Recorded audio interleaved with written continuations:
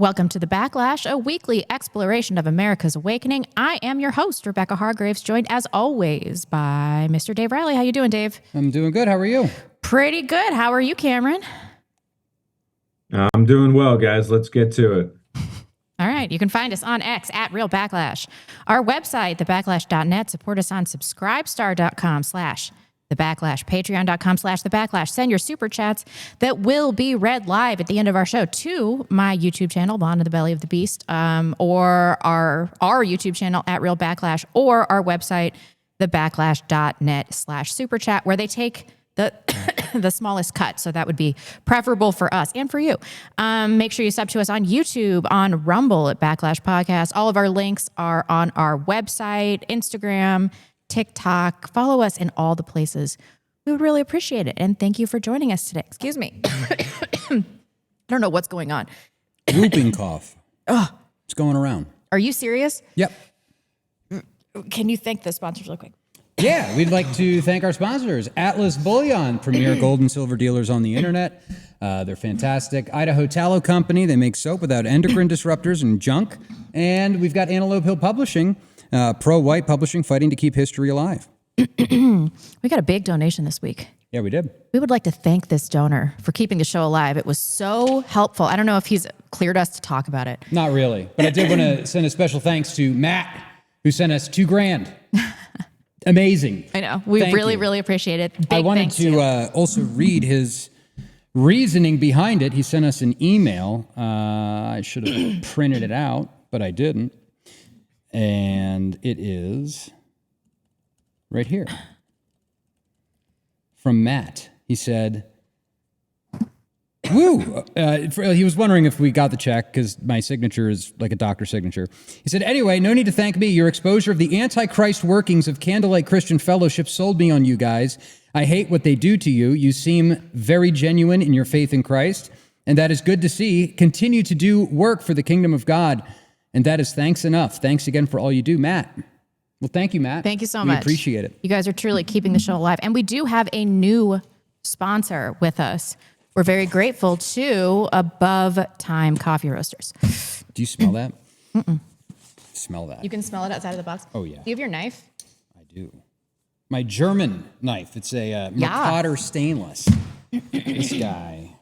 I'm sorry, guys. I think I've So got it under awesome. control. Did we get a script from them, by the way? I don't know. I don't know if we've gotten like a script from them yet. There we go. People get so pissed when you cough on air. Like, you can control it. No, you can't. You can't control. I'm sorry. I will not ruin the stream with my coughing. This is a new development. But we will definitely not be ruining the stream with this coffee. Ha-ha. There we go. Here, you want to hold that up. But we got, Italian organic dark roast coffee. Nice. Oh, it smells so good. Above Time Coffee Roasters was launched because we saw a need for the creation of a more pro-white business serving our people. I have it on good authority. This is a small batch coffee, toxin-free. Yeah, everyone is hand roasted, small batch, to order, so it's not sitting around in some warehouse. Oh, is this all the same? No. No, they're all different. This one smells What's the the best. website? Above Time Coffee. Hagalaz medium roast. Not kosher certified. Very true. Here is their website. It is abovetimecoffee.com, and it's not loading. There we go. So you can go to abovetimecoffee.com. They have got, this is some of the best smelling coffee that I've smelled in like a long time. Next episode, we'll have to, Try it out. actually like brew a pot. I'm looking forward to it. But I'm a bona fide addict. It's a real problem. They've got French press. They've got this is the ones that we got, the blonde roast. Hey. Ho-ho! And the Italian roast. I don't know where that one is. But really looking forward to this. They're amazing. Pro-white company. Give them your business. We do appreciate it. And, by the way, we have an Antelope discount code now. 10% off with your purchase if you put in promo code Backlash10. Nice. We're going to be talking elections, the RJC, right-wing ideological civil war, and what this means for the movement. Dave, do you want to talk a little bit about the elections? Take us away. Mom Donnie won, the CIA won Virginia. That's it. That's the whole thing? Yep. Why is that? Why is what? Why did they win? Why did Mamdani win? Well, Mamdani won because the Republicans only care about Israel. And, the vote is split. Plus, a lot of people in New York wouldn't come out and vote for Cuomo. So Mamdani won. And he's essentially a front for like MI6 and CIA. He was born in Uganda and then left early on. I believe this was during Idi Amin, his tenure in Uganda. He went to England, worked with a front company with MI6, went back to Uganda, and then came to America, where he went to a school in Maine. That's like a CIA feeder school. And then New York, he became a citizen, started his campaign, and now he won. So you mentioned that this was due backed. to the Israel coalition failures. That is a big part of it. Then there's also this issue of, he's clearly backed by the CIA. Alex Soros, George Soros is a CIA guy. So, yeah, he took over there. And then in Virginia, all of the candidates that are there are deep state CIA people. So they are reasserting dominance. We are seeing the Israel coalition more broadly fail. And I was thinking about, why is this today? Why are we seeing myriad failures amongst the cause of Israel? And one of the things that we talk about all the time is that their messaging is just collapsing as the truth gets out about Gaza. And the other thing, Cameron sent us this interesting clip. He said, I think that when he sent this, he's like, people think we can't fight these people. Israel weak. If you can pull that up, Dave. Around 200,000 ultra-Orthodox Jews brought West Jerusalem to a standstill to protest plans to draft them into the Israeli army following last year's court decision to overturn conscription exemptions for Jewish seminary students. The move has become a political headache for Netanyahu, whose coalition relies on their support. So did we play this whole clip? Yeah, I mean, it's looping. Yeah, I mean, there's no coverage of this. Nobody is really talking about this. And I think that we fall into this trap of seeing Israel as a united front, as impossible to defeat, and as so enmeshed with United States interests that we just can't do anything about it. But I think that the problem might take care of itself. What do you think, Cameron? Well, look, I think what's happening is Israel, it seems, is on the cusp of becoming a failed state, right? So, I think Dave mentioned at the inception of the podcast that there's this 80-year cycle that seems to bedevil Jewish states. They can't seem to exceed it. Well, they've got 5, 6, 7 fronts that they're fighting abroad. We're well versed in those. We've talked about those. They include states like Iran.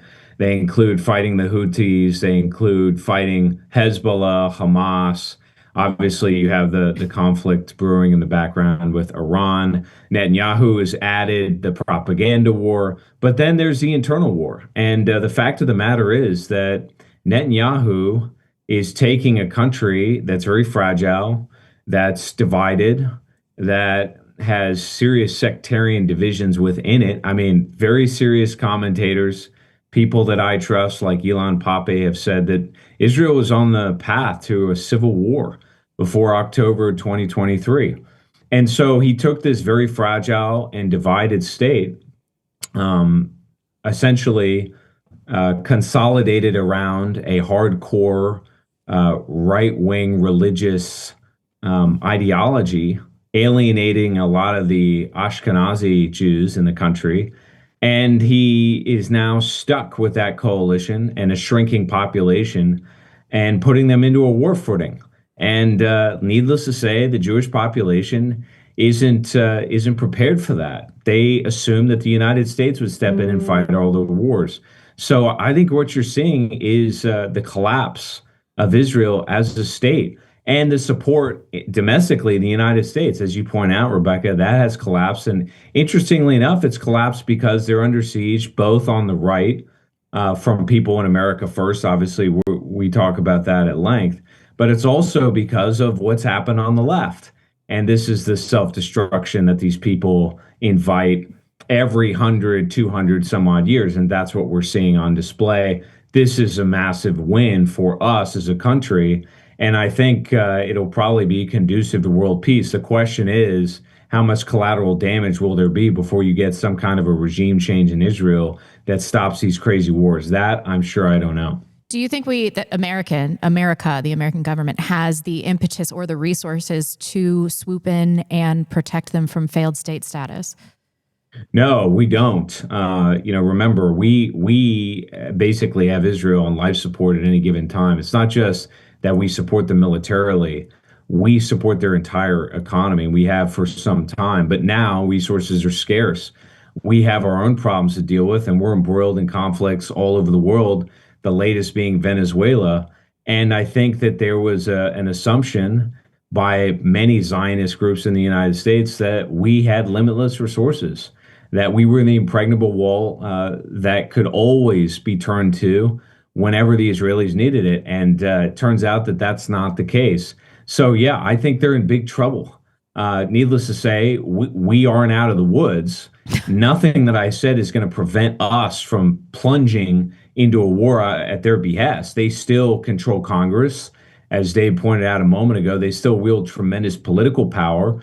But the bottom line is that they've been exposed. Everybody knows who's really running the U.S. government. They know about their untoward influence. They know about Epstein. And so their influence has peaked, and now it's beginning to roll over. And eventually that's going to create real conflict and backlash, hence the name of our show.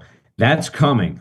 And I suspect that will really escalate when the financial system goes, which I think is operating in the background too. Mm-hmm. How much of the economic situation do you think it has contribute to the election outcomes, Dave? What? How much has our current economic system contributed to the election outcomes? What election outcomes? From this week? I mean, a lot, I guess. Actually, not really.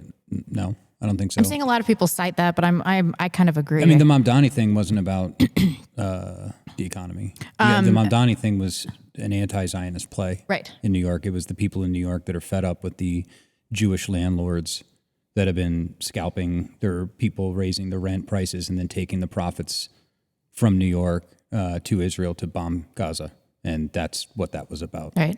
I've been hearing a lot of talk this week about ideological civil war, about civil war in the United States, what that is going to look like. I had a few clips about that. Can you pull up two? I mean, our economic situation is worse than I think the average person realizes. Even people that are not doing well don't realize how much of the country can't handle a $500 emergency, that a third of people are living near or below the poverty line. Let's play this clip really quick.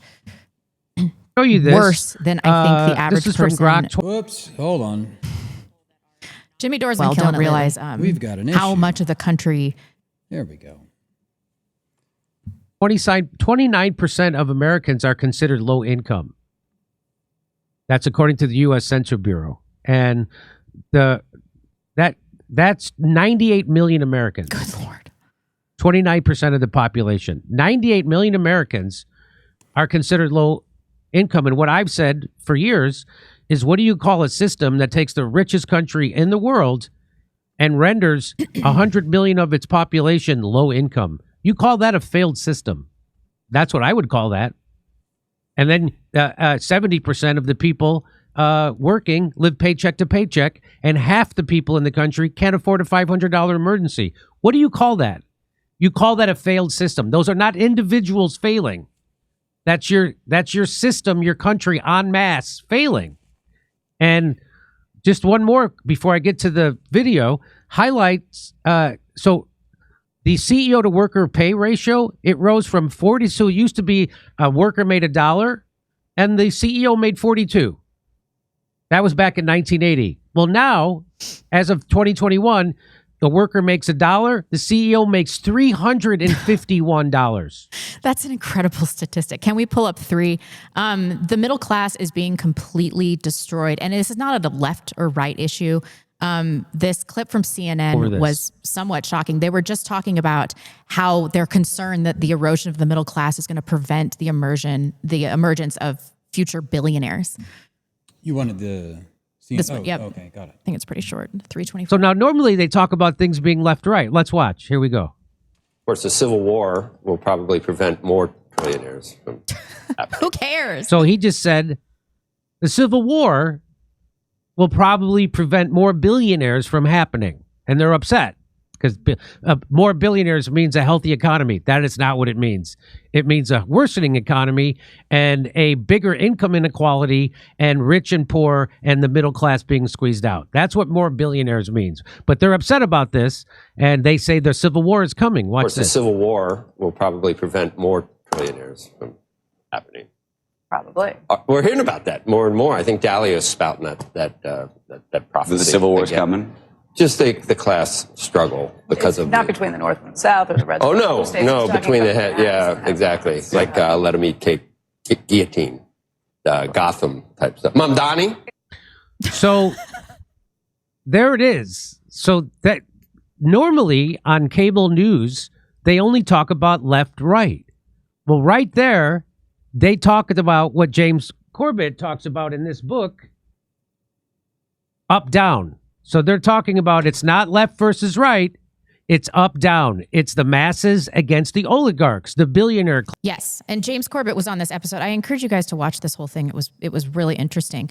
But James Corbett brings an important point, because when I hear people talking about civil war, I want to save that definition for mass violence.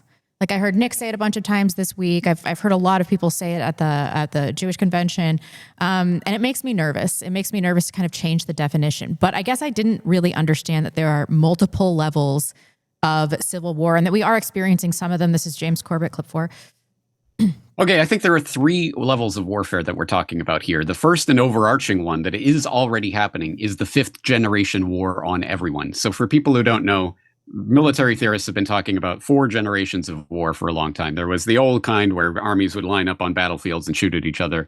That developed, and then we started to get the guerrilla warfare and things that we saw in Vietnam. Then 4th generation warfare. Now there's something called 5th generation warfare, which is essentially the governments of nations warring against their own citizens economically, with biohazards and biosecurity threats, and with information warfare, everything that you can think of. Basically, the oligarchs who really run the country, not the politicians, trying to control the masses in various ways. But when the population starts to wake up to realize, oh, hey, there's this warfare, and I think it's the government that's warring against us. What do you do about that? And that's when you start to get into that revolutionary war kind of thing that the CNBC hosts or whoever are fretting about. Oh my God, this might prevent more billionaires from rising. But at that moment, I think there is that kind of crisis moment of realization and, hey, we've got to do something about this. The question is, what will the oligarchs do about that? And we saw in 2008, the last time we saw that sort of realization, hey, what the hell is happening? Suddenly there's a $700 billion bailout on the table. Remember when that was a lot of money? And people were starting to, too big to jail, all of that sort of stuff. That's a revolutionary moment. People start rising up. You got people on the right in the Tea Party. You got people on the left in Occupy Wall Street, basically saying the same thing. We're the 99%. There's 1% at the top that's trying to control us. So what do? They make everything about transgender bathrooms. And that becomes, the big talking point of the 2010s. And bye-bye all of that talk. Into how they've created these cultural issues so that we will turn on our neighbors and not fight the oligarchs. And that seems fairly obvious based on what we've been talking about. So I guess my question is, we've got this very weak financial situation. Israel is doubling down. They're weakening internally. Public support in America is at an all-time low. What is going to become of our government? And are we truly in a civil war? Let's go to you, Cameron. Well, look, what you heard is a very leftist, superficial assessment of where we are. The situation is a lot more complex than that. It's not the haves versus the have-nots or these tiny cabal of people that run everything. I rather tire of hearing that, especially when you ask follow-up questions like, to whom exactly are you referring? Who are the oligarchs per se? If you go back to 2010, I remember the Tea Party distinctly. In fact, I was part of it early on when it got started, and I remember Occupy Wall Street. Well, Occupy Wall Street was basically these tentacles that started in major cities, not just in the U.S. either. There were several in Europe, and they were just communists. Most of these people, they wanted to eliminate private property. They wanted to guillotine people that had money. I mean, it was all kinds of crazy shit. However, there was a very real consciousness among them that Zionism, that Jewish power, had a lot to do with the financial mess. And I distinctly remember the left trying to suppress that because they didn't want that to become the dominant characteristic of Occupy Wall Street. The Tea Party was altogether different. The Tea Party was focused primarily on the national debt and the bailouts and it's establishing fiscal discipline. And I think the Tea Party failed in large measure because they refused to become a new party. That's something we've talked about on this platform before. Instead, they just said, well, we'll try and change the Republican Party from within. A lot of people still think that way. And as I've said before, I think that that is a massive mistake. A better way to think about things, I think, is threefold. The first is that the elites or the oligarchs, if you want to call them that, are not monolithic. They're not. I've put them in three basic groups. There's financial elites, and we all know for the most part who they are. They're people like Larry Fink, who runs BlackRock. They tend to be Wall Streeters, hedge fund managers, central bankers, people of that ilk. Howard Lutnick is a Wall Streeter, right? He's a financial elite. Then you have the Zionists, and I would subsume the neocons underneath them. And these are people that dominate. They're overwhelmingly Jewish, and they tend to dominate our foreign affairs. And they try to plunge the United States into all manner of conflict around the globe because they want to leverage American military power to create global hegemony. And then thirdly, you've got the revolutionaries. And the revolutionaries are people like Ann Applebaum, Noam Chomsky. This is David Brock at Media Matters. These are people that want to invert society culturally, racially, religiously, and otherwise. These three groups don't always align. In fact, they can be quite fragmented. But what is absolutely clear to me is that nobody's really in control of the government. This notion that there's a monolithic political structure, that is a mistake. As we've said before, there are many different agencies like the CIA that are rogue, that have their own interests. And the one thing they all have in common, to be sure, is that they undermine the national interest. There's no question about that. But it doesn't mean that they're all swimming in the same direction either. So this is an oversimplification. The other thing is the leftist mantra, it's the haves against the have-nots, suggests that these racial divides that we have, religious divides, linguistic divides, cultural divides, that those are artificial, that they're distractions. No, they're not. They're fundamental. I think race is the most fundamental divide in the United States today. It's the most hotly contested issue in the United States today, other than the JQ, which is why we talk about it all the time. That's not fictitious. It's not a distraction. That is at the epicenter of everything that we're dealing with. So that represents a war against white America and its replacement. That's what this whole thing is about. It's not the haves versus the have-nots or the 1%ers versus the 99%. There are elements of those things. But fundamentally speaking, what you have is a government that's completely out of control, a government that's been sabotaged and subverted by foreign interests, rogue interests domestically, what have you. And thirdly, a government that just doesn't work anymore. A constitutional framework that is broken structurally, systemically, etc. That's the situation that we face. That means you could get all manner of conflict. I think we're in a revolutionary moment. I think that's the right way to look at it. But there's no question that tribalism is ascendant. And as the economy really starts to crumble, you're going to see an intensification of that everywhere. And that's what we're seeing. Chicago, Philadelphia, Los Angeles, it goes on. And that's only going to get worse. Right. And I think that this was really evidence at the RJC this week. I couldn't believe some of the stuff that I was seeing, even though I expected kind of all of these things. It was still astonishing to hear. I wanted to play a little bit of Trump's speech. I don't know how he managed to be servile and self-aggrandizing at the same time. It's like only he could do this. We don't have to watch this whole thing. He basically just glazes Israel for 4 minutes, but let's watch a little bit. Hello to everyone at the Republican Jewish Coalition, and congratulations on 40 amazing years. I want to thank your national chairman, former Senator Norm Coleman, along with your CEO, Matt Brooks, and my friend Miriam Adelson, and so many other incredible supporters, distinguished guests out in beautiful Las Vegas. 4 days from now, we will celebrate the one-year anniversary of the most important election victory in the history of our country. With the help of many of you, we won all 7 swing states by millions of votes. We won the Electoral College 312 to 226. We won the popular vote for the first time of any Republican in decades, and we won 86% of the counties in America, 2,700 Because of you, to 525. And very importantly, the RJC helped ensure that we won the highest percentage of Jewish vote of any Republican since 1988. I can't imagine we didn't do better than that after all I've done for the Jewish vote, I must be honest with you, but that's okay. 1988's not that bad. 1 year ago, we were a dead country. He was nagging the Jews on this? Yeah. Was that you? What, was it that part that you Yeah. were talking about? Oh, okay. So you think that was tongue-in-cheek? Yeah. What do you think, Cameron? He seems sincere to me. I don't know. He's bought and paid for. It's just shameless. I mean, of all the shit that's going on in this country, some of which we just went through, the economic hardship, to sit there and shamelessly kowtow to these people who have nothing but hostility and hatred for this country and are actively involved in destroying it. It's just unconscionable. But I guess that's Donald Trump for you. Whoever the highest bidder is, well, that's the attention that's on him. And I just, it's unacceptable. It really is. This guy is a total fraud. He's just a total fraud. Let's watch this Levin crash out. I wish I wanted to compile more of this, but this is probably the most important part. But he just spent so much time crashing out spectacularly. And I just want the anti-American, anti-Israel, anti-West crowd to understand something.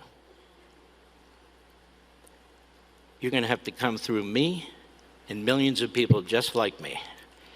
And you're not going to make it. Oh, no. You think your stupid little podcast, or your stupid little subscription program, or your little TV show, or maybe you have a little radio show, is going to change the world like hell it is. Not if I and everybody else have something to say about it. And I just want... Unreal. He has a podcast and a radio show. What is he talking about?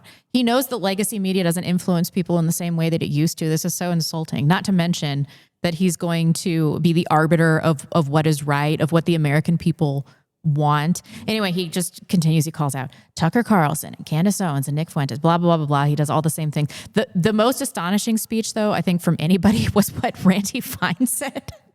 This was just too on the nose, no pun intended.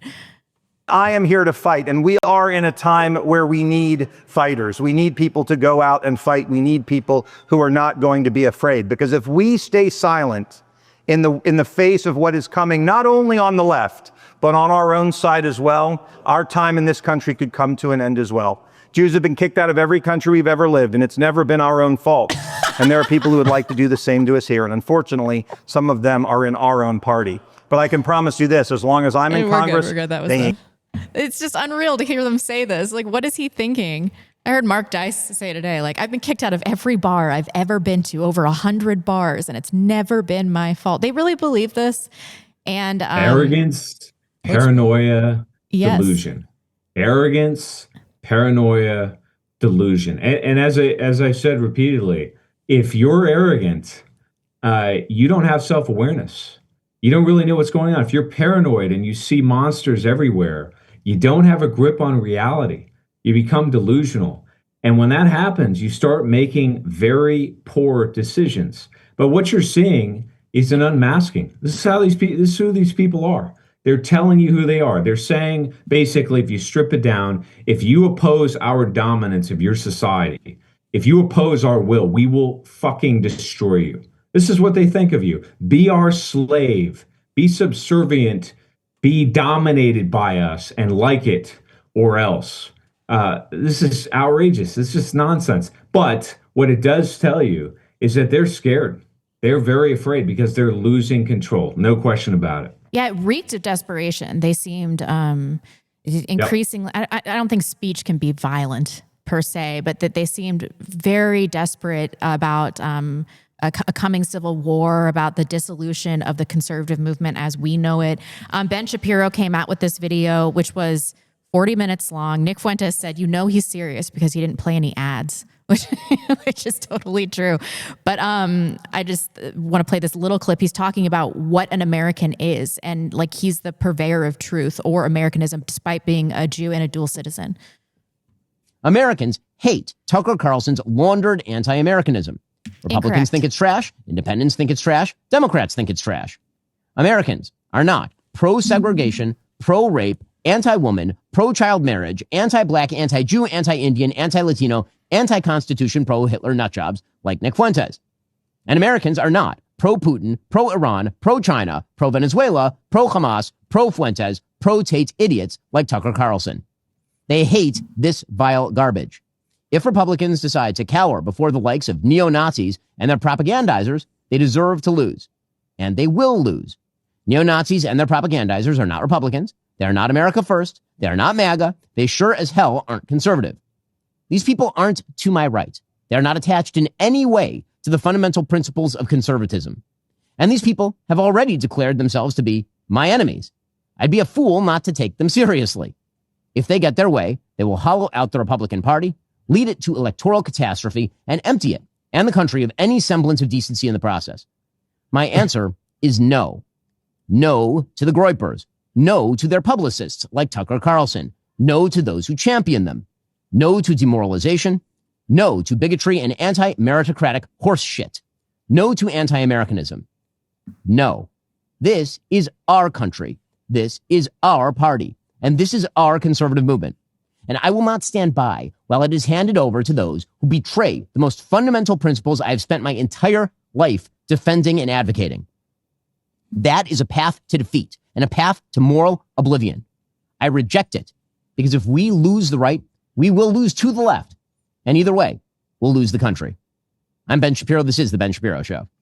Americans. But as is evidenced by that CNBC clip, this is not a part of the left-right dichotomy. We have multiple fissures in the conservative movement. One is between Zionists and anti-Zionists. And then we're having this Groyper v. Wignat thing going on. And it seems like there is just so much tension within conservatism because we're having a problem trying to decide what we are, what the movement is about, who is our leadership, and where we're going. You want to talk about this, Dave? Well, let me just address the Ben Shapiro stuff first, and then let's get to the Fuentes stuff. Much of what Ben Shapiro said is absolutely correct. What he's describing is a pluralistic America, and as I've said before. And perhaps I don't do as good of a job as I need to of articulating it. That America is dead. It's dying. The United States, as represented by us, the three of us on this podcast, by the ethnos, as I like to say, the real America, that America is not dying. The heartbeat of that America is beginning to beat. And that is what is particularly alarming to Ben Shapiro. But if you go through in detail what he says, am I a conservative? No, I don't want to conserve pluralistic America. I don't want to live in a multiracial society where whites become a shrinking minority in their own society. I don't want to live at the behest of Jewish dominance. All of those things are the core pillars of his conservatism.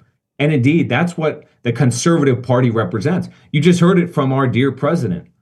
He essentially has capitulated and enslaved himself to Jewish power. That's what conservatism is today. So no, we have nothing to do with conservatism. We are eating the Republican Party. The Republican Party is a fossil. It's a disease fossil that was destroyed by Jewish subversion. We know that. So basically, everything that Shapiro said, more or less, is exactly correct. And that is why I have said that we are in a state of becoming. We are creating new political organizations and metapolitical organizations on the road to a completely transformed and reawakened America. And he wants nothing to do with that, because in that America, Ben Shapiro and Jewish power and this mishmash of different racial groups are not the dominant paradigm. In fact, they will be challenged, overthrown, and expelled. And that is the future of this country. He fears it. I think he knows that it's coming, and it is. There's nothing he can do to stop it. Right. And I think we've seen what happens when your movement is built on what you are not, what you are against. If you don't define the positive values of a movement, then what really are you? And then I think that represents kind of these growing pains. I mean, we're going to talk about this Nick Fuentes thing. I know this is a highly contentious subject. And before we talk about it at all, I'm not anti-Groyper. I want Nick to succeed. I like Nick. He has done a lot of good work for the movement. He has sacrificed a lot. But we still need to talk about this because there is this massive issue on the right. My DMs are just filled with it's America first versus white first. So we're going to pull up clip 9. We're going to talk about what Fuentes has said in the last, I think this was like 5 or 6 days ago.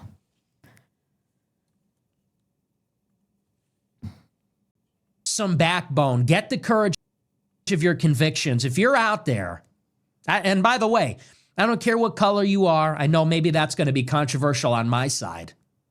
But seriously, if you have citizenship, if you were born in this country, this is your birthright. This is our lives. This is our rights. This is our heritage. It's our tax dollars. It's our government. It's our military. This is our country. This is our empire. I'll unite with anybody who proclaims America first above all other countries, including and especially Israel. And they're on the other side of this one, and they're wrong. They need to be put back in their place. I think the concern here... Anybody who says that America should come second needs... Was that it? Yeah. I think the concern here is that we are going to become civic nationalists with an anti-Israel bend. Now, that would be a great improvement on the civic nationalism that we've seen in the past. Israel is the real problem. But for ethno-nationalists, hearing that we have to, bring minorities into the fold to succeed, that has been problematic. And so there was a lot of backlash from, who does Nick mention specifically? He mentions Devin Stack, Asha Logos, someone else. Let's play clip 10. I can't remember who the other person was.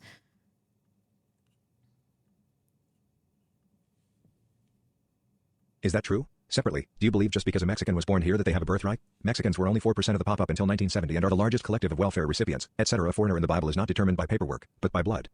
Well, I love that. I'm glad you brought that up. So on my show last week, we're talking about Israel first versus America first. And I said that Josh Hammer, his wife is Israeli. His kids are Israeli. I said, they're not even from here. I said, if you're from here, if you're born here, I said, this is your birthright. This is America. And I saw all of my ankle biters in the pro-white movement took that clip and they said, is Nick Fuentes endorsing birthright citizenship? Do you think that is the point of that clip? We're talking about America first versus Israel first. We're talking about people that literally are foreigners. They're foreign nationals, bossing us around, intimidating us, controlling our system. In this context, I said, if you're born in America, if you're a citizen, this is your birthright. Their interpretation of that is, oh, so anchor babies own America? Really? That's what you got from that? Me telling people Americans should take pride in being American. That's what you got out of that? And what was funny is the only people that heard it that way were like so-called white nationalists. Isn't that amazing? Because I haven't proven that I'm pro-white. Like, I do a show every night. I was at Charlottesville. I opposed Donald Trump in the election because he wasn't in favor of an immigration moratorium. I'm against Donald Trump because he's not deporting enough people. I say this every night. And they took this little loophole semantic thing and said, oh, so I guess he's in favor. And this is why I have a real problem with a lot of white nationalists. It's not because of what they believe. It's because of how they act. Shouldn't you be supporting me? Like, isn't this a time when our people should be circling the wagons around each other? Like, there's this all-out attack from the Republican Jewish Coalition, from Mark Levin, from Like we're in the battle over American sovereignty. Shouldn't you people who are supposed to be pro-white, like, I'm not pro-white enough suddenly? In what way? Because of a semantic way that you interpreted that? No. And they use it as an opportunity to attack me, to one-up me, and score a point and say, oh, I'm going to take the piss. This little clip, I like Nick, but this was no good. Really? And so everybody that did that is dead to me. So I saw Devin Stack say that. I saw Asha Logo say that. Eric Arval is DMing me saying, are you against birthright citizenship in DMs? Really? How are you going to be pro-white? You're not even going to support me. How are you for all white people and, ecumenical pro-white politics? You're going to throw me under the bus? I mean, maybe this is less of a problem of big tent conservatism and more of a problem of whether or not we believe that America is salvageable. And I personally don't think we can use any system to save a country that is not salvageable, which is why I disagree with this position. Dave? You're wrong. That's it. Okay. Dave, you're going to have to get into this. No, I don't. I'm not going to fucking participate in this. Why? Because it's bullshit fucking ankle biting, exactly what he's talking about. I just don't think that we should have any person that's beyond reproach. He's just a man. It's not a matter of it being beyond reproach. It's a matter of, are you going to try to fucking fix this goddamn country or not? And you're not. You didn't even fucking vote yesterday. Yeah, I did not vote. And guess what? You're fucked now. You've got Dan Gukin in as mayor. My vote clearly wouldn't have made a difference. Yeah, it would. It was 500 votes. It was 500 votes. What the fuck did Henrik and Lana do? Jack shit. What did any of the white nationalists in Coeur d'Alene do? Nothing. Nothing. They did fucking nothing. I sat on the phone for 5 hours and made phone calls on Monday. I sat out in the rain for 2 hours yesterday campaigning for these people, and we won in Post Falls, where I made my calls, where I volunteered, and Coeur d'Alene did jack shit. And then I've got people like Devin Stack coming at me on Twitter, trying to tell me about my fucking state, quoting bullshit from AI that's completely wrong, saying that Phil McGrain is the outgoing mayor of Coeur d'Alene. He's the fucking Secretary of State. He's not the outgoing mayor of Coeur d'Alene. There is not a bunch of money coming in from Dorothy Moon and the Idaho GOP to back Dan Gukin. The fucking Republican Party sued his ass last year. They sued him.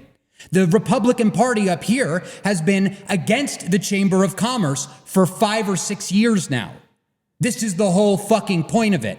And we've got these retards like Devin Stack and Arval and apparently my co-hosts who, instead of throwing in and working together as a team to make this country a better place for our kids, we're gonna fucking ankle bite Nick Fuentes because he said something that was taken out of context by a bunch of fucking people who hate Jesus Christ, who hate the church, and who hate this country.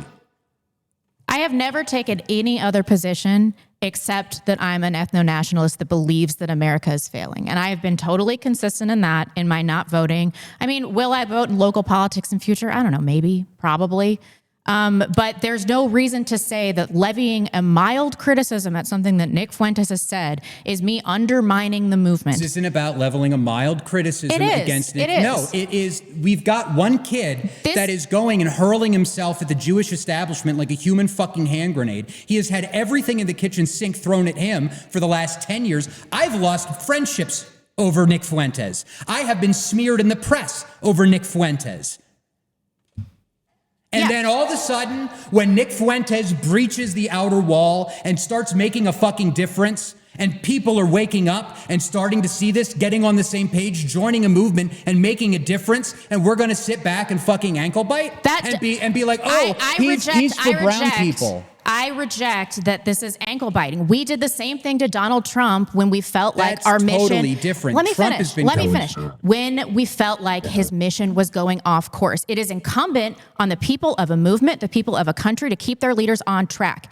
And that I believe that that's what we're doing. So you believe Nick is off track? In this, yes, I do. And I'm allowed to have an opinion that diverges from his. I didn't leave a show where I couldn't say what I want to join a show where I'm not allowed to say what I want because I'm afraid of the wrath of the groypers. I'm afraid of the groypers. I truly am. But like, I'll take their licks here because I disagree with Nick, and I'm allowed to disagree with Nick. It doesn't mean I don't like him as a person or I want the movement to fail. But I fundamentally disagree with the concept of big tent conservatism and using the system of the United States government to try to change the bloated system of the United States government. I disagree with that entirely. America as a project, I see it as a failure, and I just care more about white people across the world than I do about America. And that's the difference here. That doesn't mean that I want the America First movement to fail. It doesn't mean that I think groypers are losers. I don't. I mean, my heart is in ethno-nationalism, but I'm also very sympathetic to the groyper cause. So I don't like these accusations being leveled at me because I have been principled and I have been honest, and I would never speak to you this way. I would never call you a retard, Dave. I would never speak to you this way privately. I would never speak to you this way publicly. And I don't agree with this characterization of me. That's not what I did. I just think this is so unfair. Cameron, can we get you in here? Can you be the dad? Yeah. Well, look, obviously it's an emotional issue for especially Dave, and I understand that. And I do think Fuentes has done a lot of good things, right? Things that we've talked about on the show before. My question to Dave is, if you were to take a clip of what we just watched, and I have to say, I don't watch Fuentes' material, so I'm not an expert in what he says. I've seen some clips here and there. But if you were to take that clip and go back 6 months and show it to Fuentes 6 months ago and say, hey, what do you think of this? My guess is Fuentes would flame himself. I mean, that take was incoherent. It was defensive. It was very odd. I don't think I've ever seen Fuentes talk like that. I mean, constant equivocations. Something's going on here. I don't know what it is. Others have talked about it over the last few weeks, particularly since Charlie Kirk's death. I don't know. I don't want to speculate. But my question to Dave is, do you not think that even 90 days ago, that his position was very different than what we just heard? No, I think it's exactly the same as what it's been since the fucking beginning. Fuentes said that white people are I don't want to put words in his mouth, but he's basically talked about the fact that white people in this country, okay, have been disadvantaged, have been oppressed, have been replaced for, I don't know, the bulk of a decade. And now all of a sudden, that's being tabled in some kind of broad big tent message that accepts birthright citizenship. That's Those not two what he's things, saying. He I'm never sorry, said they that don't cohere. He never said that he accepts birthright citizenship. Like, didn't we just fucking watch a clip of him saying that I did. He said, I don't care. I don't care what you are. That's what he said. We can go back and play it again. Yeah, it was, if you want to play it again, it was clip... it's the clip that's up on the screen right now. Clip 9. I think I think that was the one where he said white nationalists are dead. Yeah. No, it's clip 9. This is the clip. Separately. No, this is where he talks about white nationalists being dead to him. This is where he... You're not... You on my people show have last shit in your week, ears.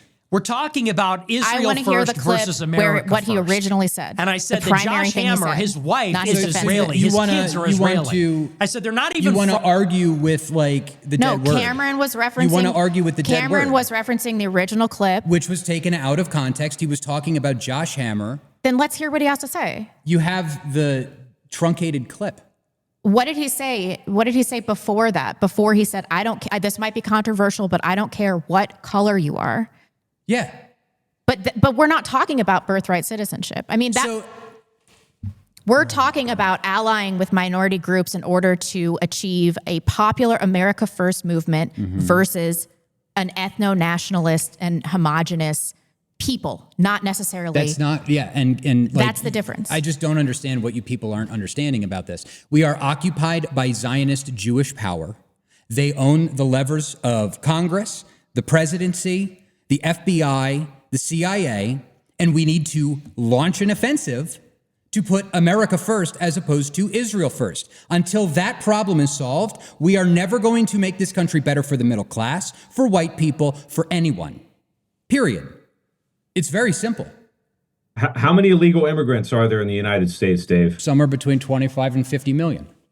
Yeah. I'd say that constitutes an existential crisis. I agree. And guess what? We can't Nothing get is control of happening. metropolitan areas in the United States. Sure, and most metropolitan areas aren't white. I think that is equally important. And I think what we are saying, Rebecca and I, is not that this is some revelation. It's not. It's that our views, at least until recently, seem to be in lockstep with Fuentes. He seems to have changed his opinion. And I think that's what these other folks are getting at. Now, maybe I'm wrong. I don't know. I didn't watch the whole clip. Maybe it was taken out of context. But what I will say is, and in that second clip, he seems rather defensive. And I don't know why. Why does he have to qualify and say, oh, well, I have done this, that, and there's no need for that. If you've done it, you've done it, right? So something else is going on here. That's what it suggests to me. And I don't know what that is. Well, I think that the criticism is that he's moving towards a more centrist position to be more palatable to the masses. That is the criticism that I'm seeing levied against him. He has been going on all of these shows. So I think Dave is defensive because it seems like he's breaking through, and now we're taking that opportunity to criticize him. But I mean, he did say this. He did say this, Dave. Great, so let's fucking kill him. Let's throw the whole fucking thing out. Let's wreck the entire thing. And throw it out because that's never going to do anything. What the fuck is wrong with you people? Where you have one person that says one thing in a longer 2.5 hour long show, and then you take this 10-second clip and then throw the whole fucking thing out. This is such nonsense black and white thinking. I preface this whole thing by saying, I hope Nick Fuentes succeeds. I hope he succeeds. I hope he does what we want him to do, that he continues to be the representative of the movement and of our actual interests. That is what I hope. I never said that we should throw the baby out with the bathwater, or that Nick is not useful to the movement, or that he hasn't done good work. The idea... No, so we're just going to sit here like a bunch of Zionist Jews and criticize the one fucking guy. I'm not finished, and you're going to sit there and be quiet until I'm done. You need to get your anger under control here, all right? The idea that one criticism levied at him is some sort of attack on him as a person, as part of the movement, it's not what I'm saying. We have to develop nuanced opinions about this because we all want, for the most part, the same thing. What we're having now is growing pains within the movement because we cannot decide if this is an ethno-nationalist movement or if this is a multiracial Catholic movement. And that is the issue. That is the heart of the issue. This is why you are crashing out, Dave. I'm not crashing out. Crashing out. We're just not part of the same movement. That's it. That's insane. I am part of the movement that is going to put America first and free America of Israeli Zionist control. That's all that matters. Do you care about white people in other places in the world? Right now, no. I care about America. That's an insane position. What can I possibly do in Ireland? That's how I feel about America, though. What can I do in America? I don't know. You could fucking vote. Do you think it would have made a difference? Do you think that if I got out there and told everybody, oh, Guggen is insane, everybody shouldn't... I don't think it really would have made a difference. Coeur d'Alene, it's kind of gone to the wolves. I guess we can vote. We can see if things are going to get better, but we're so deeply infiltrated. How much does it really matter? Post Falls was going to be fine. No, it wasn't. The Zionists were coming after Post Falls. Post Falls is considerably more conservative than Coeur d'Alene. No, it's the same amount of people. Only 8% turned out in Coeur d'Alene. 8%. 8% turned out. In Coeur d'Alene, 28% turned out. No, you're wrong. I have the numbers right here. Okay. There are 37,800 registered voters in Coeur d'Alene. Dan Guggen got 3,265. 8.6%. Yeah, okay. 8% came out and voted. What do you want? This isn't my fault because I didn't vote. I'm not saying it's your fault. I'm just saying. You literally just said this is my fault because I didn't vote. That you're not offering any solutions. Nick Fuentes is the only person that has any solution. Arval has solutions. No, bullshit. Arval's solution is to go fucking hide in the woods. No, he's talking about creating communities of like-minded people. That is a solution. To do what?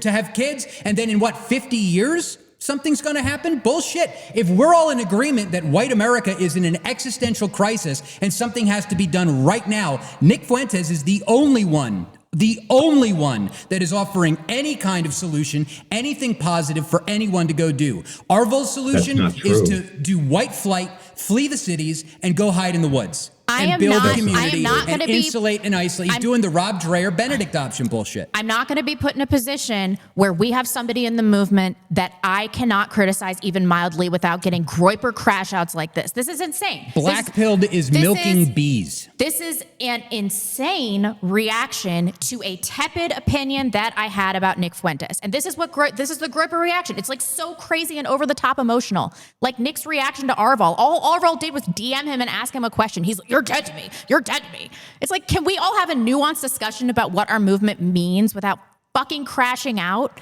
It's insanity. It's insanity. Dave. Well, look, listen, guys, I understand the passion, and it's good passion, right? It's needed because there's a lot of energy right now, and that's a good thing. I think there are bigger forces at work here, right? That's something I've talked about from the beginning of the podcast. I do not believe that what's going to solve our problems is democracy. I don't think what's going to solve our problems is some kind of political movement. But at the same time, we do have to take some sort of political action. And Dave is correct that political action over the last several years has been centered in the Groyper movement. I think that that's a fair statement to make. However, that is not the only thing that is going on. There are other things that we've got to consider. We've talked about a banking crisis. We've talked about the economy. We're going into a very different political environment right now, and all manner of change is going to happen. You're going to see new people emerge. So I don't think that we live or die based on what this particular character is saying. That being said, nobody here is disavowing, right? We're not saying that this movement or that this political organization is invalid. Nobody's saying that. What we're trying to do, I suppose, is just keep us on track and make sure that those boilerplates are there. And foundational to all of it is the idea that we have to restore the white demographics control and balance of the country. Abandoning that mantra, and I'm not saying that that's what he's arguing, although I have questions after seeing that excerpt. That must be maintained, because without that, there is no America. You cannot have an America first if you can't define what the United States is all about.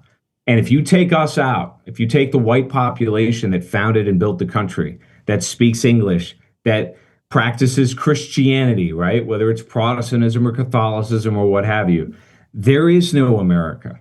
And these succeeding generations of immigrants from other countries, they're not a part of that. They don't know anything about it whatsoever.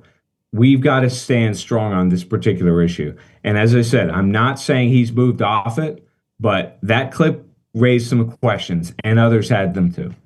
And we are responsible for keeping our leadership on track. If we have principal differences with somebody, then it is fine for us to be like, why do you think this? Is this what you're saying? And that's all anybody was doing, asking questions. That's all I was doing. I don't need to be like dead to Nick Fuentes. Or you suggested that I think we should kill him. Like, I'm not saying any of this shit. I like Nick. He's highly charismatic. He's the greatest orator of our time. He's done a lot of really good work. He's sacrificed greatly for the movement. I want to see him represent our interests because he may be the only person that can do it at this point in time. But that is why people are being hard on him. And that is an acceptable way to prime your leadership, to keep your leadership accountable, because we have all sacrificed. All of us have sacrificed. You're not the only one, Dave. I have sacrificed. Nick has sacrificed. All of us have sacrificed for this movement. And we want to see it on track. We want to see it to continue to represent our interests. And that clip made me concerned that it is diverging with my vision for the movement and what I think other ethno-nationalist vision for the movement is as well. And I think that some of these concerns are warranted. And I don't think there's anything wrong with saying that. I shouldn't have to be afraid that people are going to ruin my life because I asked some questions. I just asked some questions. I mean, good Lord, I want the nuance back. We should be able to talk about these things. Yeah, the other thing, too, is if you go back and you look at what Ben Shapiro said and you examine it in detail, what all of them want to destroy is ethno-nationalism. And they want to destroy that because they fear it, because they recognize its power. And that's the secret elixir that we've got to tap into. Now, I know others, I know people that think orthodoxy is a solution or Catholic nationalism or what have you. And I do think those things have merit and they are part of the discussion that we have. But none of that can exist if you take away the ethno-nationalism that built the United States. You take that away, there is no movement, there is no opposition. We might as well call ourselves a poor, bastardized Republican Party, and we've all seen what that's produced. So I think what Rebecca's saying makes sense to me. We've just got to keep on track and maintain what has been built largely by Fuentes over the last 5 to 10 years. Right. That's crucial. And there's a fundamental disagreement here about whether or not we need the masses to succeed or we need a very competent vanguard. And I am in the camp that we need a very competent vanguard. If we do big tent conservatism, even if it is anti-Zionist, that doesn't ensure success because the movement is already necessarily infiltrated by minority interests. So where are we going to be?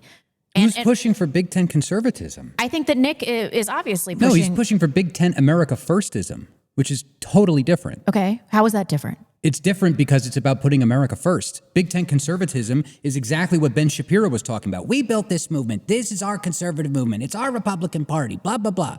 That's Big Tent conservatism. Big Tent America Firstism is fuck you, get out of our country. A bunch of minorities being like, fuck you, get out of our country. Is there another way? What is the demographic breakdown that you would find acceptable? What is the lowest number of white percentage-wise in the America First movement that you would find acceptable? It doesn't matter what the percentage is in the America First movement. I mean, we've talked about what the percentage is in like an actual area, and it's about 14%. So let's say that the America First movement mirrors the national identity demographically, and it is... Which is what that was. I mean, it was traditionally about 13% black. White. Now it is, yeah. The America First movement is 60. Let's say that it's 61%. Is that acceptable to you? It's overwhelmingly way more white than that. If you've ever been to a AFPAC, if you've ever been to a Fuentes rally. This is a hypothetical. What is the lowest threshold that you would find acceptable in an America First movement for white white inclusion? If any movement out there that was for Jesus Christ, for America, and against Israel, I don't care what the demographic population is. It's about being right. It's about doing the right thing, period. But these people are going to have tribalistic self-interest. Sure they are. Then they don't represent my interests, and I can't be a part of that movement. Our interests are putting America first and getting rid of Israeli interests. My interests are getting rid of Israeli interests and putting white people first, internationally. Sure. Well, again, we're still stuck at the first part of that, which is getting rid of the Zionist control of America. Yeah, fine. So then, but we disagree we can fight on how after to do that. We disagree on how to do that. And like, I'm going to need some assurances that we're going to clean up the movement after getting rid of Zionist control. Like, what's going to happen here? America First gets rid of Zionist control in the government. And then they're like, oh, all you black people and minorities, GTFO out of the movement. That's not how things work. Once power is taken by any group, it is never given back. He's not going to be able to reshape and reimagine America First once this takes off in a multi-ethnic fashion. It's just never going to happen. And like, but his whole messaging isn't about his whole thing has been against for years. He has railed against the idea of the multi-ethnic working class civic populism. Then why is he saying that he doesn't care? He doesn't care about somebody's demographic situation if they're America First. Because right now, that's all that fucking matters. Right now, all that matters is making America American again, making America working for its interests again, putting America first. That's all that matters right now. But making America American again means making it white again. And that's going to be a big part of this, deporting 25, 50 million people. Is Nick Fuentes and his movement, is he going to help make America white again? Yeah, he's going to be, if he were like president or whatever the fuck, but that's not even where we're at, which is again why this whole conversation and argument is so fucking stupid right now, because we're not even there yet. You're like, if Nick Fuentes was president, is he going to deport the illegals? Is he going to deport the browns and the nons? Like, can we please just get to the point where our country isn't controlled by Josh Hammer, Ben Shapiro, Mark Levin, I totally Randy disagree. Fine. The first thing when you have a fledgling business is you write a comprehensive business plan. That's what needs to be done with movements. That's why we're having this argument right now, because nobody can agree on what the tenets of this movement are. Laying these out is of the utmost importance. Cameron, can you get in there? Well, I do agree with Dave in the sense that, we are in a state of becoming, and that is going to evolve and change over time. There's no question about that. And who knows where we're going to be in a few years. Look, as much as we like to talk about these sorts of issues, it is frustrating. And it is frustrating because at the moment, these conversations are being had a lot online on various podcasts. In fact, I was just talking to somebody that watches our show about that. He said, everybody's talking about Zionism now. Everybody's talking about the Israel lobby. Everybody's talking about immigration, a lot of the things that we talk about. But the question becomes, what are we going to do about that? When does this translate into real action? Now, what I think, which is somewhat different from you guys, to be sure, in part because I'm not a politico. You guys are politicos. And so your frame of reference are all things political, not necessarily just voting, but what happens in social media, what happens on Twitter, things of that nature. And that's not insignificant, but it's not decisive. I started my career when I worked in tech for about 6 years. I started my career in sales. And in sales, and I did it the hard way. I worked cold calling via telephone. It was awful. I don't know if you guys have ever had to do that. It's absolutely horrible. And the first 3 months were particularly brutal. I did it about 4 to 6 hours a day. So it's not like I was doing it 10 or 12, but 4 to 6 hours a day, just going through a phone book and trying to find clients. Not fun. And the first 90 days or so were particularly bad. I used to go out to my car and I would spend maybe 20 minutes screaming at the top of my lungs because it was so brutal. After that first 90 days, I started to break through and I started to understand the dynamics of selling people, of cold calling itself. And yeah, certainly rapport was part of it, connecting with people, maybe finding indirectly something that you could relate to them with, what have you, whatever. In any case, I did that and I became very successful as a salesperson, but I hated it. And I hated it because ultimately what you do in sales, as I'm sure many people in our audience know, is you have to sell a dream. You have to sell the sizzle, right? You have to create a marketing program and draw people in. And I never particularly liked that because I didn't find it all that substantive, one. But two, what I quickly discovered in tech was that the sales pitch was always more than a few degrees off from actual delivery, from the actual product itself. So about a year or so after I started, I got into the delivery side. So typically there's a sales side where you actually have to sell the product, you have to grow a client base. And then eventually people like me, we went to a delivery side where you actually implement the product. And this can be quite extensive, but there's always a handoff after the sales process that goes to delivery. And when I took over projects as an implementer, the first thing that you do is you meet with the client and you go through this process of truth telling. So everything that was pitched during the sales process is then thrown into sharp relief. And now you get down to brass tacks. And it's usually an ugly, uncomfortable conversation because more often than not, the salespeople sold the dream and it was a lot of bullshit. It just wasn't factual. It wasn't accurate to what the product actually was. It did whatever the client wanted is what it did. And it came to me and my delivery team, and I had to say, look, man, it doesn't actually do those things. Here's what it does do. And when we had those conversations, and however ugly they may have been, From that moment forward, all of a sudden things started to change, because the fictitiousness, the fantasy of the sales product, that was over. That story died. And then a new reality that was based in foundational truth, ugly truth in many cases, all of a sudden that was the rock bottom foundation to build everything. And I started with a couple projects, then 10, then 15, all of it because of that truth telling. We are at a moment in time now where the sales team, which has been operating for the last 5 to 10 years, which has been evangelizing a lot of the ideas that we discuss, those ideas are attractive. They're drawing crowds, right? They're entertaining. That's why people watch a lot of these shows. But they're not delivering any results yet. And they're not delivering any results because as bad as things are, people have got to choke on the truth. They've got to choke on diversity to demand that shit actually happens. And that's when the implementation team that's actually going to save this country, I call it the reconstruction team, that's when they're going to show up. And I don't think we're all that far removed from that moment. But I say all of that to say this. What's happened over the last 5 to 10 years is not insignificant. It's been preparation for what is to come. But the people that are going to implement these changes, they're going to be very different. They're going to be no bullshit truth tellers when the population is ready to hear it and get the job done.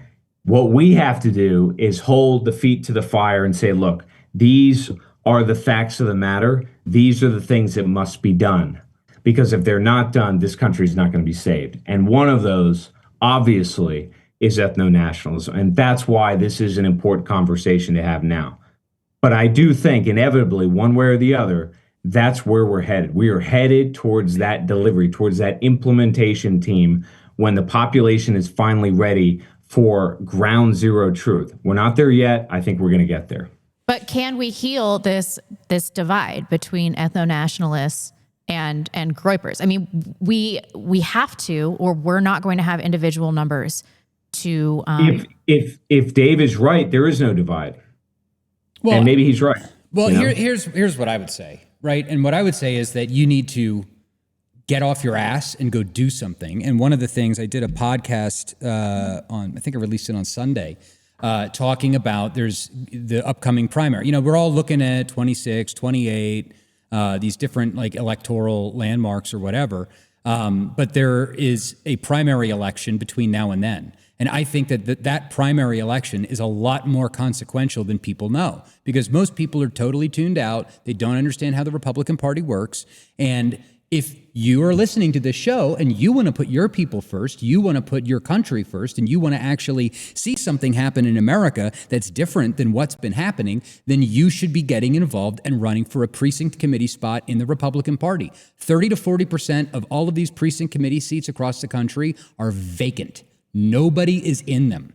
You can just get appointed. You don't even have to wait for the election. You can just go get appointed. That's number one. Number two, we have a very different demographic than Nick has. We have 25 to 45 male. That's our demographic, right? Nick's demographic is 16 to 25. Mm-hmm. I mean, I did a thing the other day where I went to the gym and I took my phone and I put it up on the sauna so I could watch Nick's show. And a bunch, like 4 young kids came in from the local school. They were in the football team or whatever. And they all looked at the phone, and then they all looked at each other trying to figure out whose phone it was. And then they saw me with my earpods in. And it's like, oh, hello. And they all were on board, all of them. And I've been doing this more and more in public, and it is clear. I'm getting text messages from grandmothers and people with kids that are saying, my son is now watching Nick Fuentes, and this has happened within the last 2 months. And so those kids have a very special role to play in the future. They need to not burn themselves now. They need to, they do need to do a little hiding their power levels. They need to be involved in this infiltration of the institution. And at the same time, our demographic, 25 to 45, needs to be getting involved in the Republican parties and turning it into a party that isn't going to cancel these kids because they talk like a Call of Duty lobby, because they're talking like we talk on Twitter, right? So, and this goes back to this my theory that it's everything all the time, everywhere. There is no silver bullet. There is no perfect way that we're going to win. There is no one strategy that's going to deliver American liberation to the people. We have to be doing everything all at once. So if Orville wants to do a Sing in the Woods, fine. If Black Pill wants to educate people about how the Jews wrote all of the Christmas songs, great. Nick is going to infiltrate the institutions, and I think that we need to be infiltrating the Republican Party, running for precinct seats, running for county commissioner, running for all of these local seats, and getting involved in generating a machine to put our country first. Because for the first time since maybe Charles Lindbergh, people are finally aware of what is going on in this country. They are becoming aware of the ethnic displacement of white people, and they are becoming aware of Jewish nepotism, Jewish power, and the control that the Israeli lobby has over the government. Now is the time to strike. Yeah, Black Pill has clearly contributed to that revelation amongst the youth. Yeah. He doesn't just write, I reject this mischaracterization of Black Pill. He doesn't just write about like Jewish Christmas songs. He does in-depth it was analysis. So good. That was a really good video. He's done excellent work in the movement for as long as I can remember. He was the person that got me into this, not Fuentes, Black Pilled. And I'm sure that many of you guys agree. Wow, donations are rolling in. We should get in really awful fights more often. We actually had a pre-production meeting and we were like, are we not going to talk? Because we were fighting then too. We're like, are we not going to talk about this? And I was like, oh, we're fucking talking about it.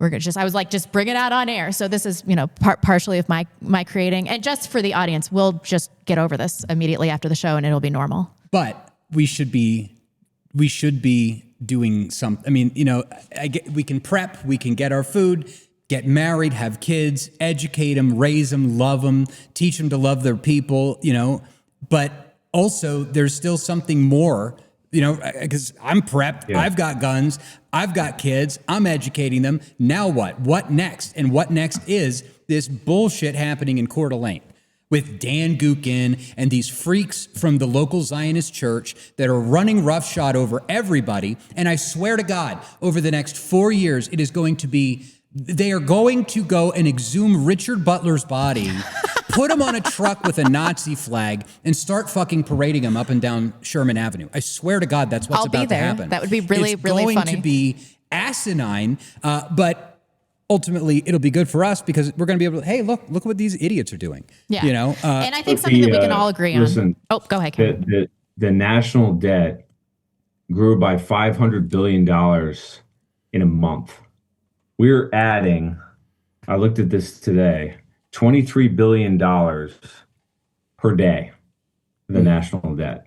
At the same time that this is happening, there is, I think, the specter of a very serious banking crisis that is happening not just in the shadow banks. So these are the non-depository financial institutions, right? So the unregulated lenders that are really getting money from the big banks anyway. They're starting to experience liquidations, defaults, bankruptcies. Then there's problems in commercial real estate. We know about the buy now, pay later. We know most Americans are living paycheck to paycheck. We know that there's a government shutdown and there's some 40 to 50 million people that are dependent on the federal government for food stamps. At the same time, we are actively fighting proxy wars all over the world. We're fighting in Venezuela. We're fighting in the Middle East, obviously, because of the Israeli lobby and the Zionist control of the government, as Dave said a moment ago. We're still engaged in this proxy war against Russia and Ukraine, a war that's seen millions of people killed or displaced. We haven't seen anything like that since World War II. At the same time, we've got tens of millions of illegal immigrants in this country that are organizing themselves politically, that are challenging federal law and federal law enforcement, and doing so violently. And they're being encouraged, they're being spurred on by local mayors. And we just saw this guy, Mamdani, in New York City, who was elected. And I have heard anecdotally, Dave, you can correct me if I'm wrong, some 20 to 30% of the constituents that voted for him were Jews. Correct. I don't know if it was 20 to 30% of his coalition or 20 to 30% of the Jewish vote in New York City. The Jewish vote in New York City is decisive. And they voted essentially against their own interests for their own self-destruction. And look, this is a great thing because this is going to push New York City as a municipal metropolitan government that's already bankrupt. It's going to push it right over the edge. Okay. And then you're going to start to see handouts from the federal government. And then you're going to start seeing the federal government ask one state to bail out another. The whole thing is a cluster fuck. It's a mess. This is an emergency environment. It really is. Don't take my word for it. Ask your neighbor what his economic prospects are, how his marriage is. Things are a total mess. And that means we do have to take action. But I think we need a new party. We need to reimagine our politics in such a way that marries a lot of these things that are not ordinarily considered political. You guys have tremendous influence on Twitter, on the podcast. You're not running for office. That is instructive. That suggests, yeah, there is a groundswell. But there's also a realization, as we heard earlier from Ben Shapiro, that these institutions, they don't need to be taken over necessarily. What they need to do is collapse in and of themselves, and we need to build new things. So you're 100% right, Dave. We can't just sit around and fritter about waiting for the end of the world. We've got to build new shit. And one of the things I like about Dave in particular is that he is always active. He's a busybody participating in this process. And that's exactly what you should be doing. This podcast is an effort to do exactly that. It is a staging ground. And guess what, folks? This isn't just politics. We have people that connect with us for economic reasons. I know because Rebecca has told me people have met their spouses in these communities. There's a lot going on right now, and it's about to kick into gear because shit is falling apart and it's accelerating. That's why the Jews are out in force, because they know they're losing control of a very dangerous situation. That's true. And that is the most positive development is this Jewish crash out, which is why we talked about the Jewish coalition for so long. I'm still waiting. Alan Dershowitz promised to blow his brains out if Mamdani won. I'm like waiting patiently. Was he Mr. Foot Rub? Or was that Matt I didn't Groening? take off my underwear. Bro. But really, look at this. Look at this. It's like, these are the options we've got. Yeah. You got Alex Soros and Netanyahu. Well, you know, there's a part of me that's like, fuck Netanyahu. Let's go with Soros. But yeah, really. they both suck, you know. But at the same time, I you know, with the Mamdani thing, I'm feeling a little bit better than holy shit, 6 phone calls. Who's calling? Who are they from? Is it your One wife? was from Jake Shields, so I'm like, But you know, with this Mamdani thing that's going on, you know, and let me do this twofold because it's the same historical example I'm going to go to, and I'm going to get in trouble for it, but I don't really give a shit. It's going to be controversial. My boy Mussolini. Okay, I'm Italian. I know I've got a little bit of an affinity for the old world. I do. And when you look at what, like the critique of Nick, oh, well, he says one thing this week and one thing that week. Mussolini wanted to kill the king and he was an anarchist for years. And then all of a sudden, when shit started falling apart in Italy, the wealthy factory owners came to Mussolini and were like, these communists are going to fucking kill me, take my money and prevent me from dying. And then Mussolini and fascism became what we know of it today. So there's an angle of it where things are going to be fluid. Things are going to, you know, bang around a little bit until we actually gain power. The whole point of this is to get power. It doesn't matter what the platform is. It doesn't matter what you have to say to get the power. You need to get the power and then wield it to make America, America again. And so, you know, with that, at the same time, with what's going on in New York with Mamdani, New York has to fall. New York has to go through this process of electing a, whatever you want to call him, Islamic jihadist, blah, blah, blah, whatever. And hopefully New York will become a much worse place to live. Oh, yeah. Well, it will. Which will wake people up, which will hopefully spurn a new candidate on who is not going to be Andrew fucking Cuomo. Was it Andrew or Chris Look, Cuomo? I don't remember. I remember, and I'm sure you guys do too. I remember when Obama was elected. It was a big deal. It was the first black president. And at the time, as he was running for office, there were more than a few people, political experts in particular, that said, look, it doesn't matter that the polls show that Obama's in the lead or that he's ahead, because the reality is that when the majority of the population goes into the voting booth, they're going to vote their racist way. They're going to vote against him, and therefore we're not going to have the first black president. A lot of people said that. And then all of a sudden he was elected. And what was not mentioned in that clip earlier about fifth generational warfare on the Jimmy Dore show was that the Tea Party, out of nowhere, overnight, and it wasn't the banking crisis per se, it wasn't the bailouts per se. Those things absolutely were important, and they did instigate. But what put the Tea Party over the edge was the election of Barack Obama. Because when Obama came in, that was the canary in the coal mine. That changed our politics fundamentally, and it conveyed to the boomers, those that had woken up, that they had completely lost the United States. That we, despite having a thin majority, could no longer control electorally who was elected president. It was a shell shock. It was. And I remember at the time, a lot of the boomers didn't believe it. They couldn't imagine it. And it happened anyway.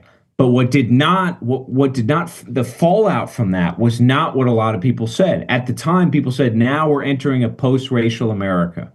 The Republican Party is finished. It's a regional party. It's not a national party. You probably remember this, Dave. People said that the right wing in this country is done. It's over. And what happened is the exact opposite. All of a sudden, we reinvented ourselves. We created a new kind of party. And within two election cycles, two presidential election cycles of Barack Obama, who do you get? Yep. You get Donald Trump. Right. So that suggests to me that we are on the cusp of a major inversion. And bear in mind that a lot of the energy that you're experiencing from us on this podcast is because Donald Trump is a fraud who did not fulfill his mandate to restore the demographic balance and control of the country. That's what this is all about. Yep, I totally agree. And before we get to super chats, I want to mention that the reason that we're doing this podcast is that none of us are truly black-pilled. Why would we bother? Why would we bother trying to reach people? Why would we bother trying to reach young people? All of us really care about that. We just have disagreements about how best to get there. I mean, I believe in a future for white people. I really do. And I feel very optimistic. I mean, I never in my lifetime thought I would see people openly talking about the Jews. Ever. I never thought I would see this. And watching this has been really, really refreshing, which is why I'm defensive, because I don't want to take a misstep right now. It seems like it is an imperative time to do everything correctly. And we're going to make mistakes and everything like that. But I just want us to be very careful about the way that we move forward.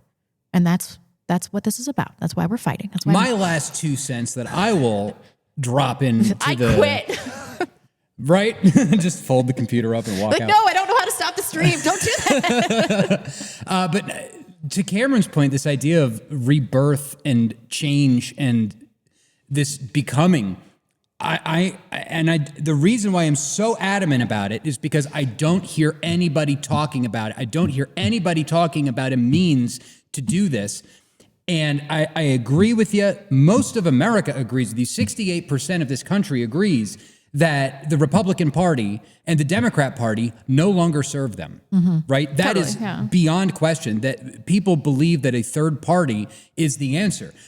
As a political guy, as somebody who has experience running for office, political consulting, I'm just here to tell you that is damn near impossible. It is next to impossible to get ballot access. It costs hundreds of thousands, if not millions of dollars to get a new party on the books. What you can do, however, is take over a party that already has ballot access. The number one target for this campaign should be the Republican Party at the precinct committee levels. And that is going to be happening all throughout the next coming months, starting in maybe January or February with these primaries, and then concluding in March.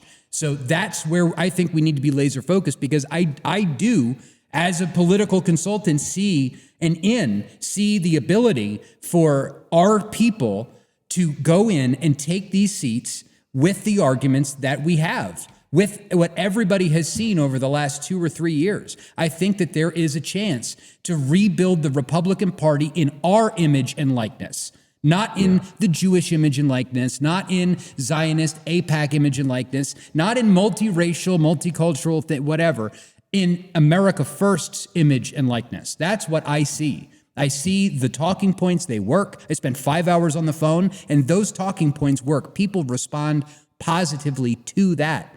And so I see this option, this third way of not white flight, not creating a new party, but revolution in the Republican Party. I think that's the best option for the next 6 months that I think we should all be laser focused on. That's just my 2 cents. I see that as actionable. As opposed to the amount of signatures that you need to get to establish a new party. Like right now, this Party for Socialism and Liberation is down in Boise with their fingers up their ass. They're trying to do that. And guess what? It's not going very well for them. They're not going to get ballot access. They're not going to establish a real party. The Democrat and Republican Party are still going to be on the books. Now, there is a Constitution Party in Idaho that's very small and could be taken over, but they are divorced from the national party apparatus of the Constitution Party anyway. And I think they only have ballot access in like 28 states anyway. Well, we should be trying everything, shouldn't we? And so keep it. Well, the other thing is, look, we're in a very different environment now, and that's what I've tried to stress. And I know that that's not very popular because people want something that's concrete. And I keep saying, look, you're going to see mass mobilization. And there's an example that I think is instructive for us in the United States happening in the UK. There's a guy named Rupert Lowe, and Rupert Lowe was thrown out of the Reform Party by Nigel Farage, who's basically a fraud. Our audience from England knows that. And I'm not saying Rupert Lowe is necessarily the answer over there. However, what Rupert Lowe has tried to build is what's called Restore UK. And Restore UK is a movement outside of the political system. And you've heard me talk about this before. Effectively, you already have a new party in the United States. You have the Groypers. That is a party. It is. Now, it doesn't have ballot access, and some of the mechanics you mentioned, Dave, they're crucial, no question about it.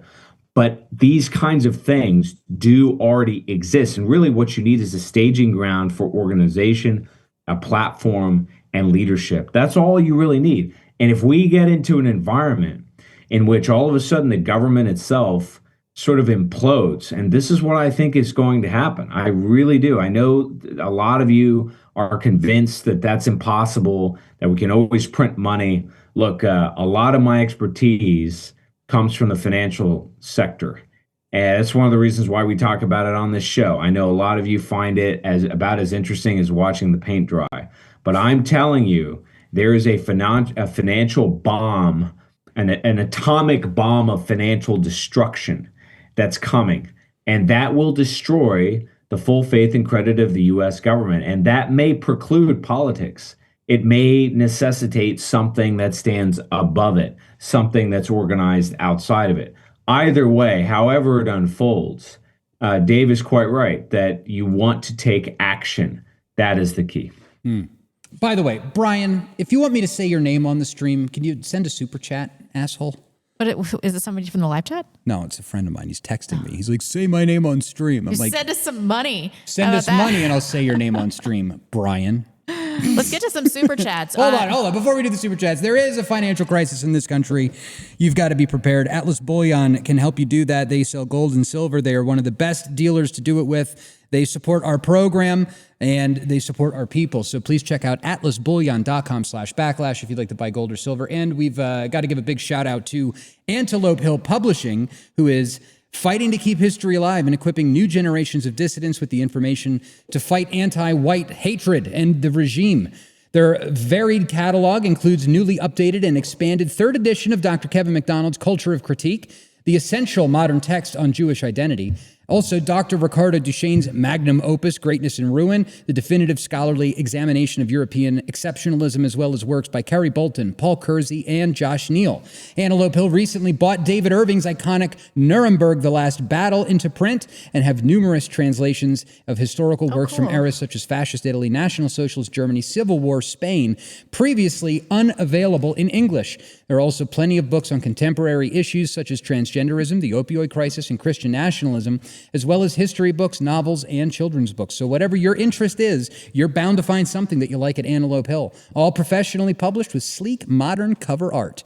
Help us and help our people by checking out companies that share our values and fight for our cause. Visit Antelope Hill Publishing today. I forgot to mention, and now I feel like I bait and switched everybody, but on Wednesdays, we only read $10 and up.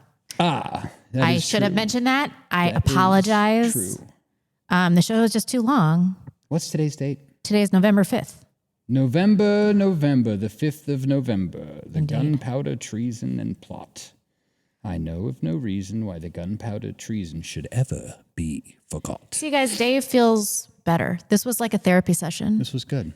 It's like he took a big dump and now he feels, look, all the levity has returned to his face. No. Logan Orr sent $10. First chat in like 9 months since becoming unemployed. Finally got a new job. The G-ification of the entire job market is absolutely insane. Dropped a hard R at the new job. They loved it. Bro, be careful. No, careful. Logan's the best. Don't lose your job. We need you out there, buddy. Stoic North sent $10. Will any of you be appearing on Millennial this year? And is Vincent ever coming back for an appearance on the show? Vince will be coming back for an appearance on the show. And yes, Cameron is going to be on Millennial. Not just Cameron. Are you too? Yeah. Wonderful. Are you guys separate or together? I think we're separate. Oh. I'm not sure. I should actually check my DMs. Do you have to ask, Rebecca? Yes, I do. I do have to ask. Vince is coming back as soon as his hair transplant is complete. Yeah. Bro, I don't have a drop dead date for that. We are going to read this. We're breaking the $5 and up rule. I'm reading it. I have to. Cato Rising sent $5. Dave, your old friend Rob Black Anal Sex Smith got on X and blamed the Christian man for ruining the MAGA coalition of gay race conservatism. The chimp out is hilarious. Did you see this? Yes, and see, this is why I'm worried. I just have PTSD from stuff like this, okay? I've been around a long time. We've been in this movement for 10 years, I feel like unseen because he was like focusing on some incident that happened in 2022 where somebody called him a N-word. And was he being an N-word? Oh, of course he was. And not just, it was the N-word and the F-word coupled together. Well, in was one he word. being an N-word, F-word? Yeah. Yes, he was. And I just feel very unseen right now because I confronted him in 2019, 3 years before that ever happened. And he just blocked me and pretends like that didn't happen. Rob Smith, I'm still here, asshole. We're watching you. We're watching you. We are stalking But they replaced him with another homosexual. that guy that was on the beach what with is the his woman. Name? Xavier. Yeah. Oh my gosh. N-word, F-word. Michael Gerard 2 sent $10. The question is for Cameron, but I would like to hear everyone's opinion. Since republics are doomed to democracy, should America create a monarchy, at least if you know who's really in charge?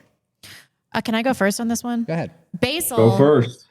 Basil said something really interesting that I appreciated. That monarchy, was it Basil? Actually, I can't remember. But monarchy arises from aristocracy, and they're inextricably linked. There's no way to separate the two.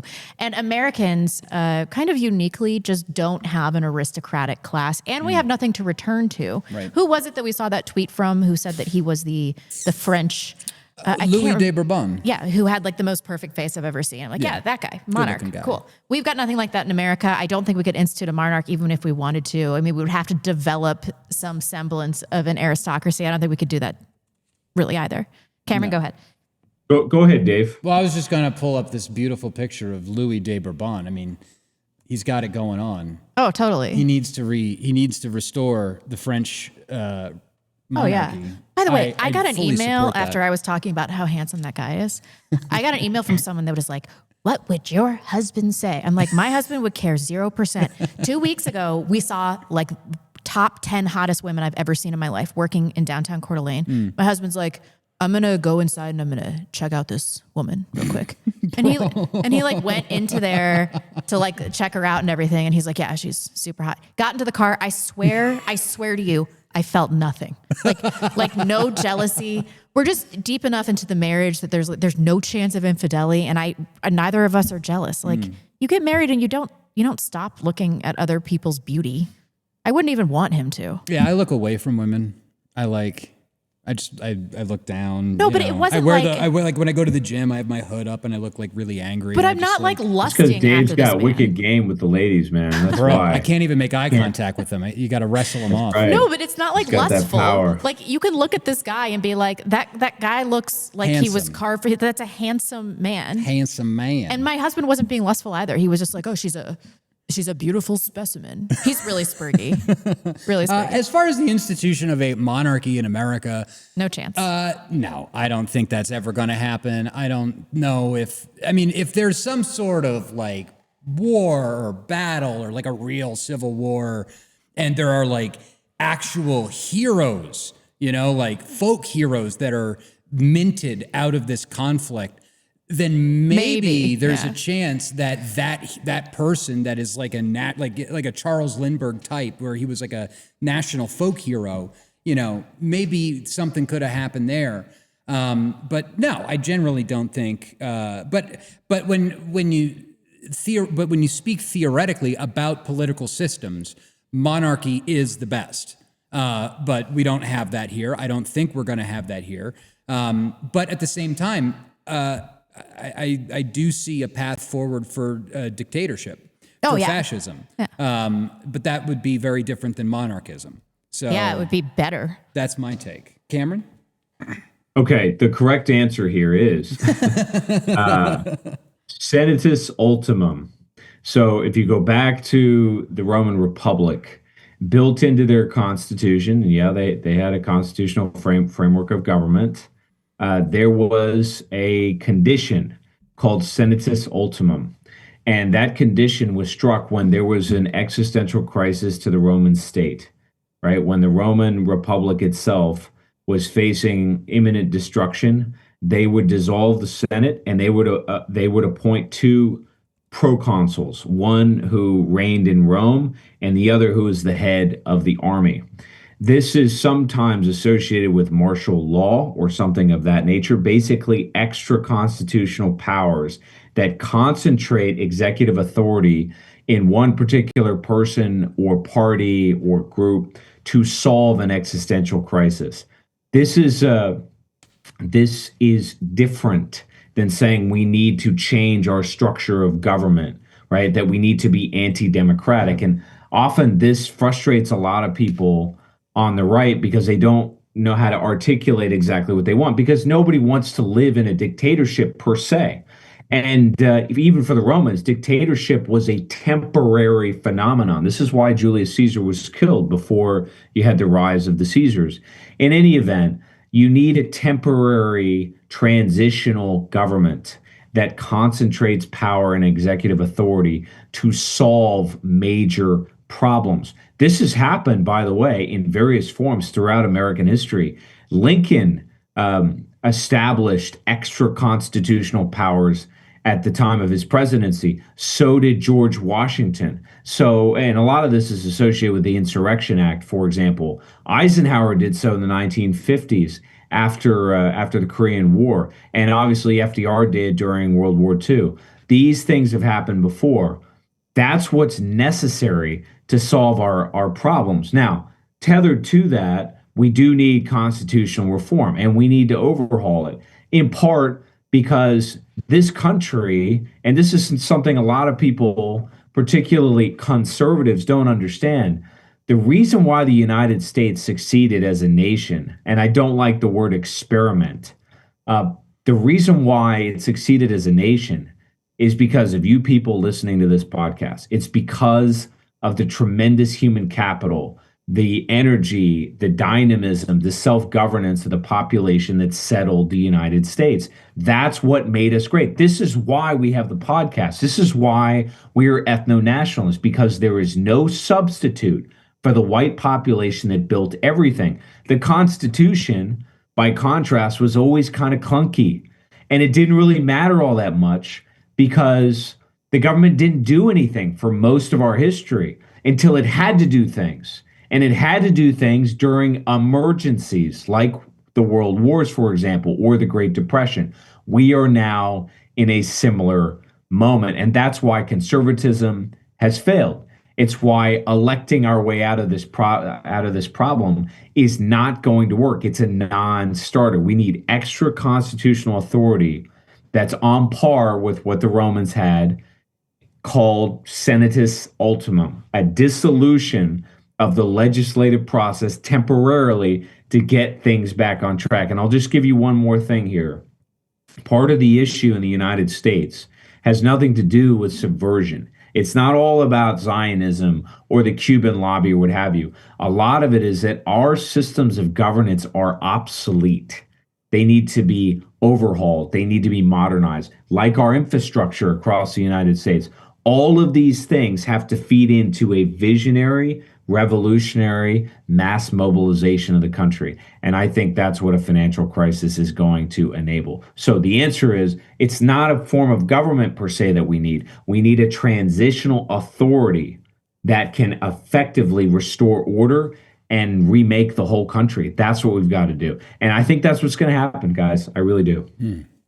We've got $10 from Reinhardt. Dave, is it ankle biting when we criticize Trump for not deporting enough?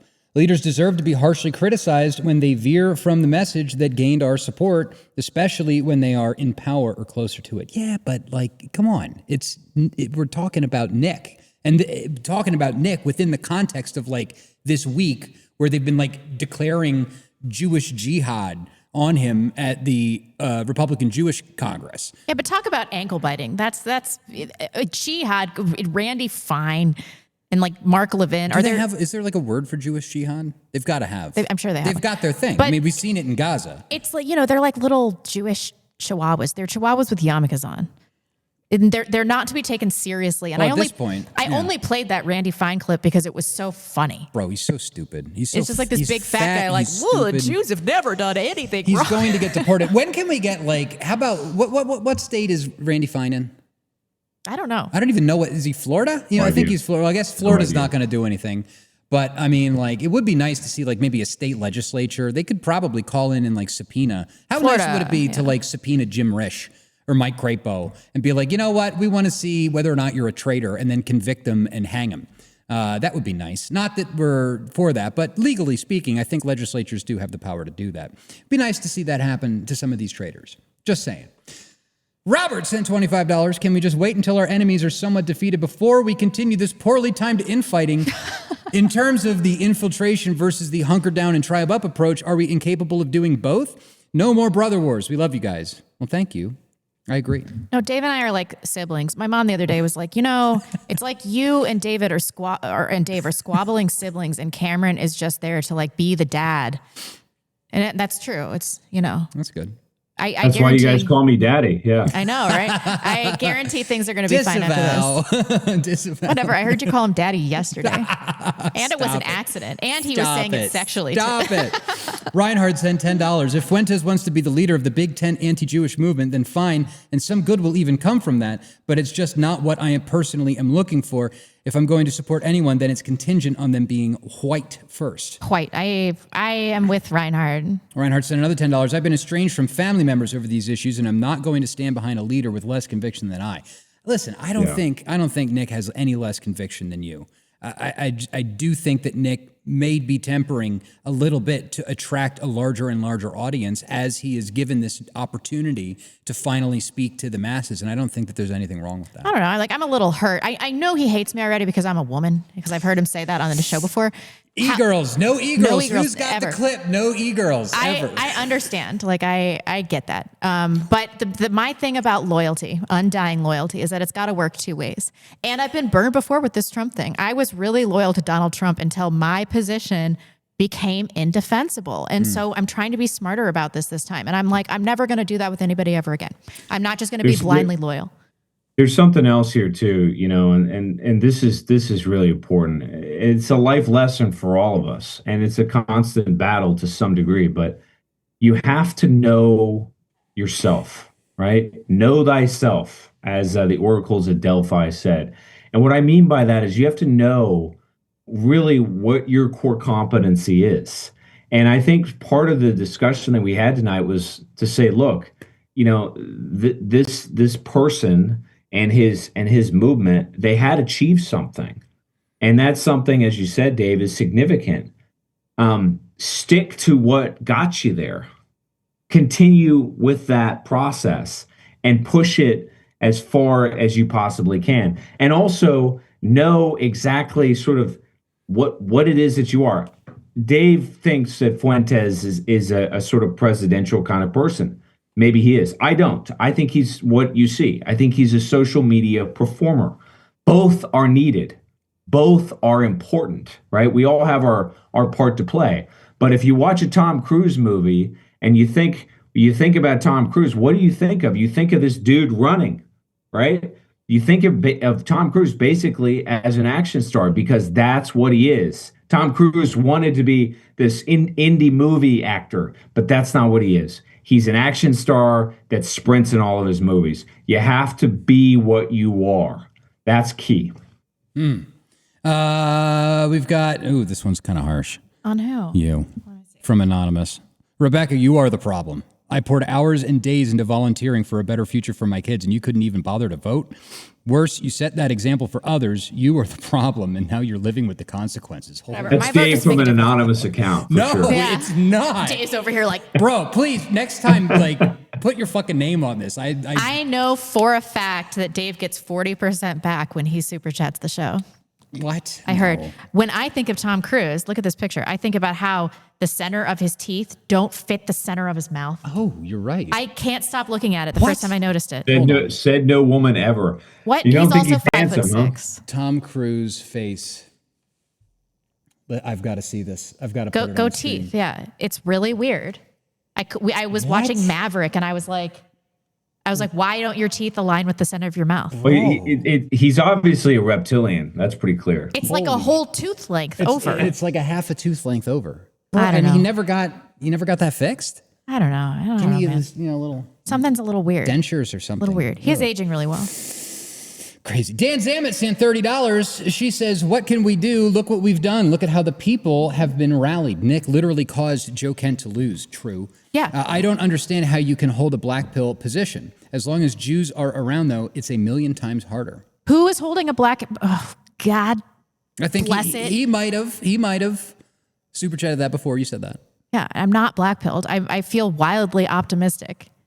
I was feeling pretty optimistic yesterday. Yeah, I would feel great. Vessel sent $10. The idea of conceding the cities of my country is a defeat, and I resent and will not accept. The cities are ours by birthright, and moving to the country, even to a homogeneous commune, is retarded. Yeah. Rather die trying than forfeit ground. They are our cities. I'm sympathetic to both of these positions. I also think to some degree that people shouldn't leave the cities because proximity, because we forget when we live out here, because we talk about how I don't see a black person for weeks at a time.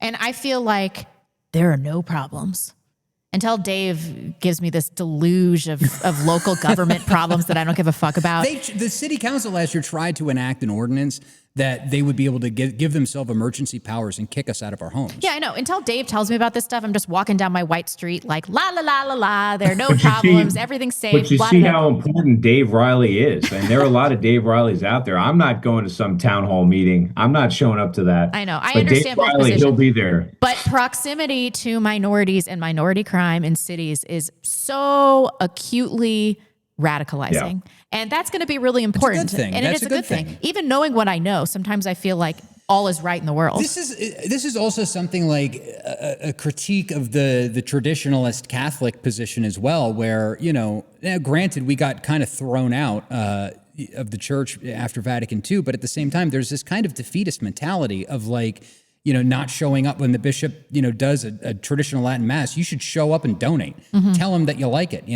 as opposed to surrendering the institutions to all of these dumb hippie commies. And so when it comes to the white flight thing, I definitely agree with that. Dan Zamet sent $5. Oh yes, my God. Was absolutely. No, $10 and up. Dan Zamet. All right. Publicly stupid to go against Nick. Get out of here. Good. No, we have rules because we're white. Michael Gerard 2 sent $10. You guys need to copy Lenin. He spelled it Lennon, like John Lennon. It's Lennin. The normie masses are almost impossible to lead toward a revolutionary aim. There needs to be a white ethno-nationalist vanguard of the proletariat. Voting can be rigged. True. Are you suggesting that we rig the voting? That'd be awesome. Okay. You don't need, again, we've talked about this, and I think we're all on the same page on this one, but the normies are irrelevant. They don't matter. Yeah, I was talking to somebody about this, I want to say last week. We were talking about the 1960s.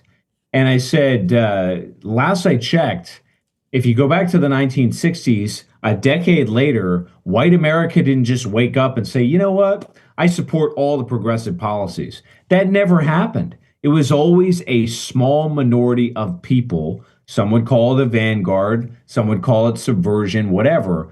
They pushed this whole country in a completely different direction, off track, as we well know. If it can be pushed off track by a small minority, it can be pushed back on track by a small minority. Absolutely, right? Yeah. Sorry, for a second, this popped up on screen and I was like, oh, Norm Macdonald and Tom Cruise? What happened? No, that's just Tom Cruise. Now? Those are both Tom Cruise. Oh. Which one's more recent? I don't know, but that guy, he looks like Norm Macdonald in that, and I can't unsee it. And He's it's really freaking dead me out. in the eyes. It's I'm the reading the Scientology. $5 super chats. We got a couple. Dan Zammit sent like a couple of $5 super chats. That totals up to $10. Quote, I just asked some questions. No, you took a cheap shot on our actual greatest ally in our time of need. I'm not allowed to disagree with him. That's a retarded position that we would never uphold for anybody else. This is like mega tard stuff. Like, oh, you can't levy any criticism against Donald Trump because he's our savior. We've been here before. Did you people learn nothing? People they're fallible. They fail you. But Nick hasn't failed. You have to keep your wits about you and treat every leader with a modicum, at least, of skepticism. You people need charity. You need to look at what he says charitably. Nick You're has like, said, the Nick point has is said that they're on looking his at him. channel, I don't like that woman. Talking about me. I have been charitable as fuck. And I still like him. I still think he's charming and adorable and he's an excellent orator. And I've given him all this charity.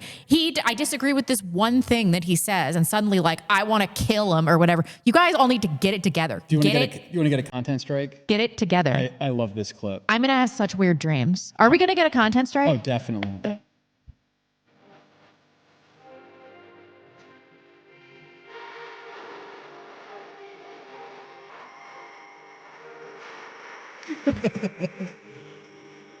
This AI is so bad.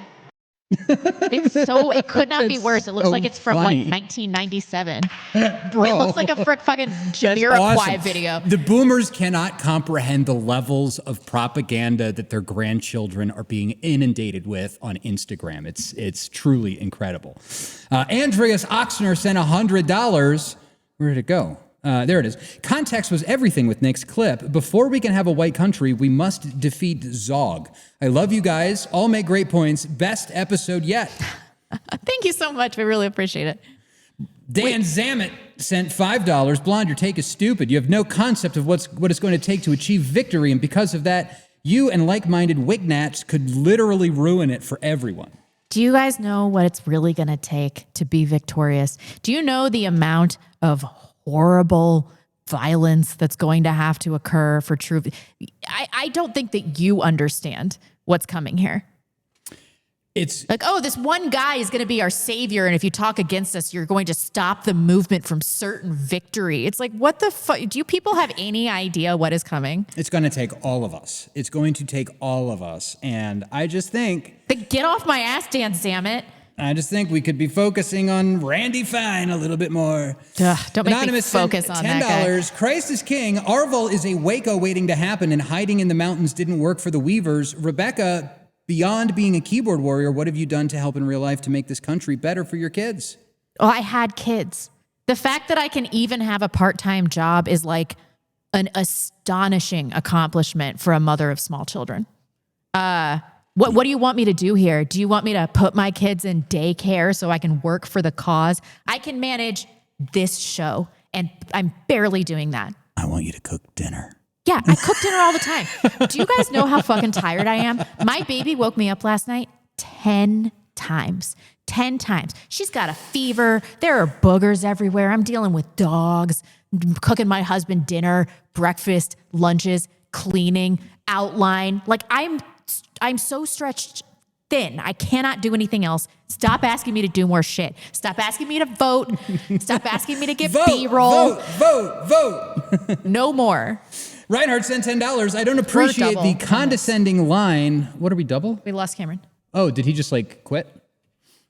Oh, he is. It's like 5 o'clock in the morning where he is. So he might have sent us a message. He might have. Can you check? Sure. Reinhardt sent $10. I don't appreciate the condescending line about hiding in the woods while people like you are walking into Balaboo's and asking politely for your government to stop genociding your people as if they will suddenly start caring.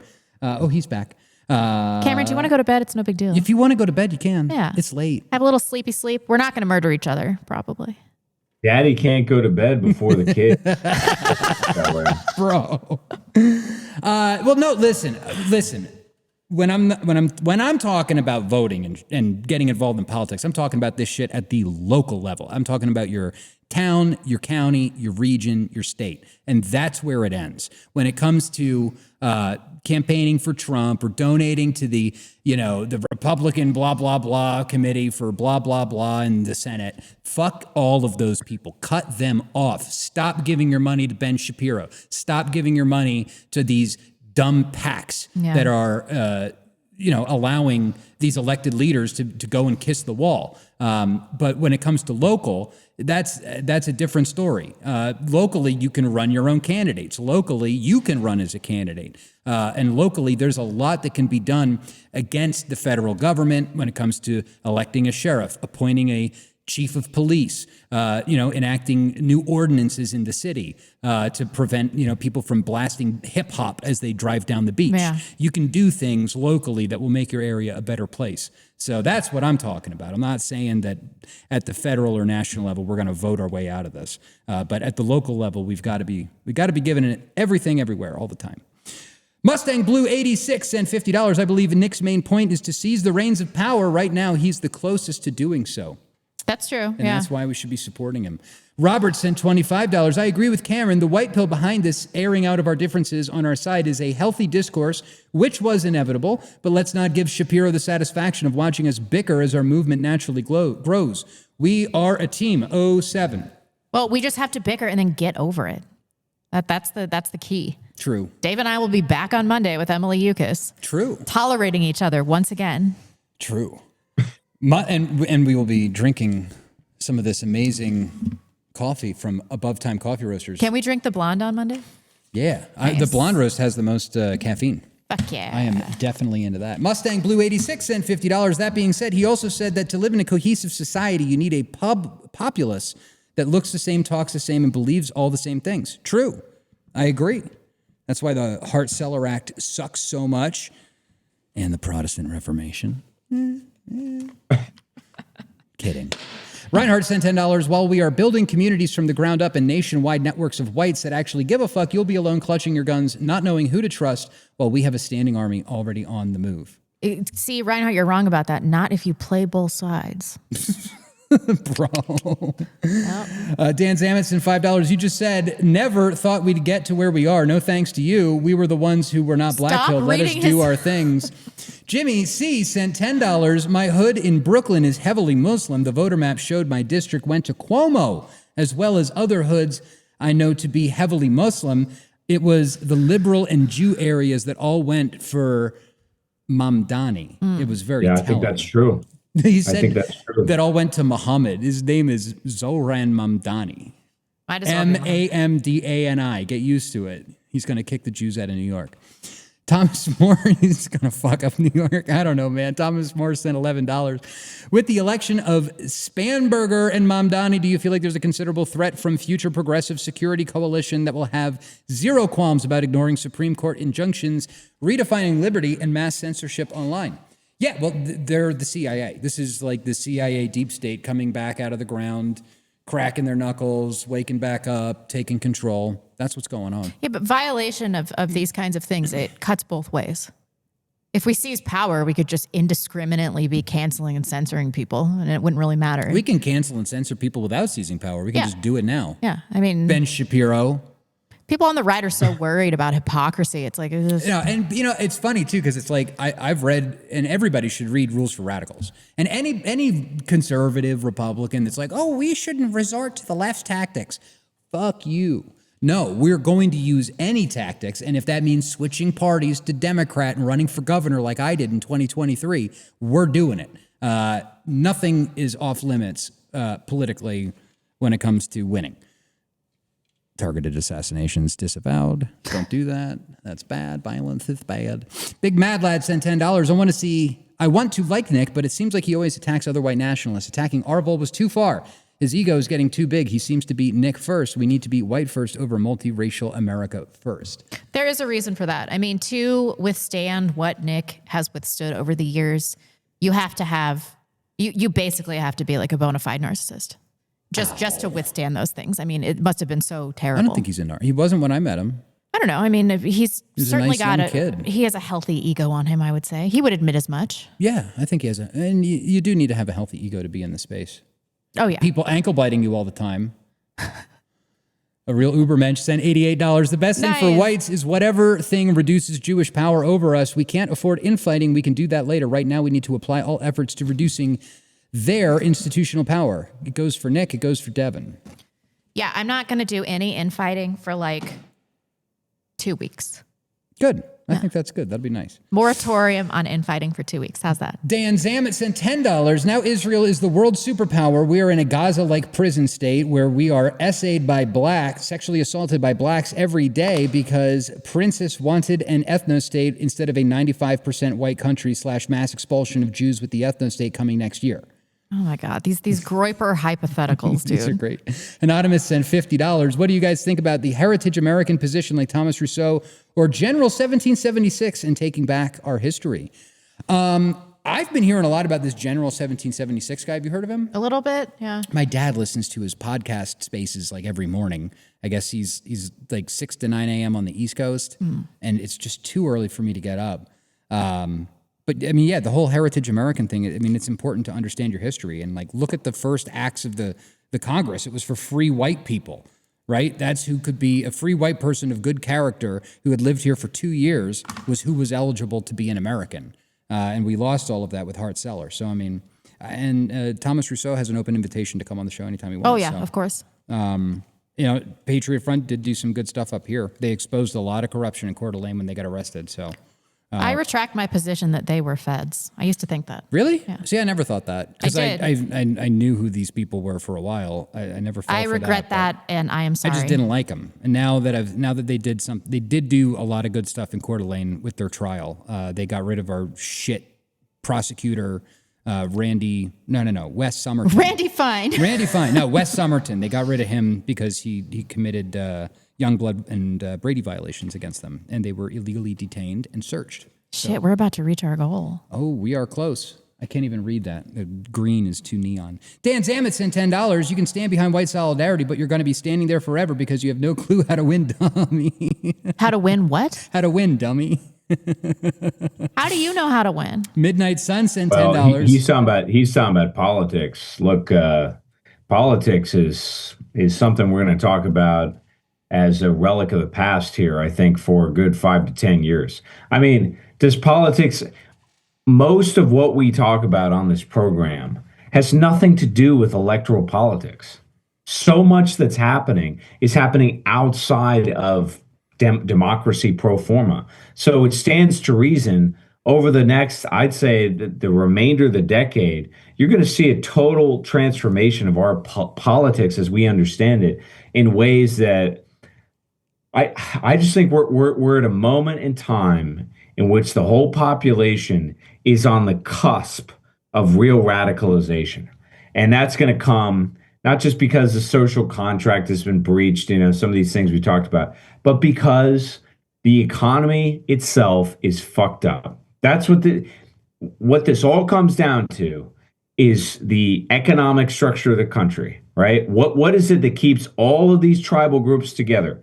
It's those welfare payments. When they stop, everything's going to go out the window. True. And we definitely don't have the money. It's gone. It's not there.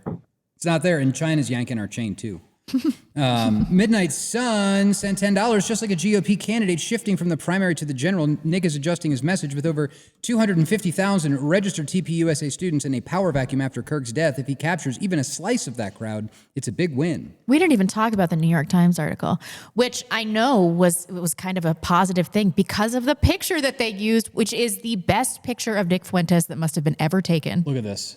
40% of young GOP staffers align with the Groyper movement. We are winning. Yeah. As Nick said last night, we have breached the outer wall. What was public support of Nick Fuentes like 6 months ago when we talked? It was like 6%. Yeah. Yeah, that's definitely up now. Somebody should do another poll. I bet I know somebody I could call to make that happen. There's a couple of polling firms out there that are doing some good stuff. Jessica sent $10. I'm the Anon. Here's my name, and if you need you need to vote to set a good example. Okay, well, thank you, Jessica. Oh, it's a lady? Apparently. Oh, okay. Jessica sent another $10. Make a sandwich for your husband and go to confession. I will do both of those things. You got to go to confession. Yeah. We all do. I need to go to confession. I should go more often. Thomas Moore sent $11. I would argue that the current vanguard of people like Spamberger, Sherrill, and Slotkin, did you know that these are first CIA operatives to Democratic rep and all became national figures within a couple of years? They want to introduce censorship. I've been saying that they were CIA. Thomas, I appreciate your support of the show, but I find your messages so vexing. Well, I actually think this is kind of a good one. I mean, Mamdani does, he's broke. I mean, the Democrat Party was very Jewish, very Zionist for a very long time. And Mamdani, I think, kind of represents the death of the Zionist wing of the Democrat Party. And maybe these people, Spamberger, Sherrill, and Slotkin, represent the birth of the CIA Democrat Party. Did you see that video, Jews for Mamdani? That it was like an all interview. The rabbis with the tranny rabbi? Yeah, and then they were going around interviewing people that were Jews that were campaigning for him. And they were like, well, he represents my interests on civil rights. I'm like, what is happening right now? This is why, in my opinion, the America First position is the correct position, because it's not just about the Zionists, it's about world Jewry. And there are different factions, as Cameron talked about earlier. There's the Hasidics, there's the Zionists, there's the Christian Zionists, there's different factions, and they do go to war with one another from time to time. But all of them are detrimental to American interests, because they elected a fucking commie in New York yesterday, and I don't like that. Anyway. Sorry, just getting my shoes on here. Radicalized by Reality sent $25. We have a multi-front war right now. Nick is in a position where he can deliver his knowledge of Zionist subversion to the masses. More eyes are on him now. He could compromise that by trying to red pill people on race. Who is the new Jared Taylor? We do need a new Jared Taylor. Maybe we should get him on the show. He is a little Zionist. Yeah, he doesn't talk about Jews at all. Yeah. I love Jared Taylor, but I find his explanation for not talking about Jews insufficient. Yeah, Michael Collins Piper did a treatment in his book, The Judas Goats, a long time ago. It's worth reading that. Very interesting. Rush 1776 and $50. Rebecca is right. We need to hold leaders accountable. America First is the next. Trust the plan. We aren't voting our way out of this. The tree of liberty must be refreshed with the blood of tyrants and patriots from time to time. Thomas Jefferson. I had people literally telling me to trust the plan today. Really? Yeah, like me? unironically, not you. No. I've had a bunch of Groypers in my. I don't trust the plan. I just trust the plan. I'm like, I trust Nick. Different. Thomas Moore sent $11. Well, I'm glad you think the CIA Dem reps are a threat, but to be honest, I think it's a 3 threat. Congrats on the poll tonight, but I think the world, these people imagine, make the censorship days seem like freedom. It will be like COVID era times 100. Yeah, if the CIA starts censoring people, yeah, it's going to be bad. Let's see. Reinhardt sent $25. Let's ask Cliven Bundy how useless it is to bear arms against the government. If they ever try to come for RTTL, then we are going to make the Bundy Ranch standoff look like a peace rally. Bro, they were like literally, who was that guy? Eric Parker. By the way, he lives in southern Idaho. He hates me for some reason. Because I support Nick. But Eric Parker literally pointed his gun at the feds.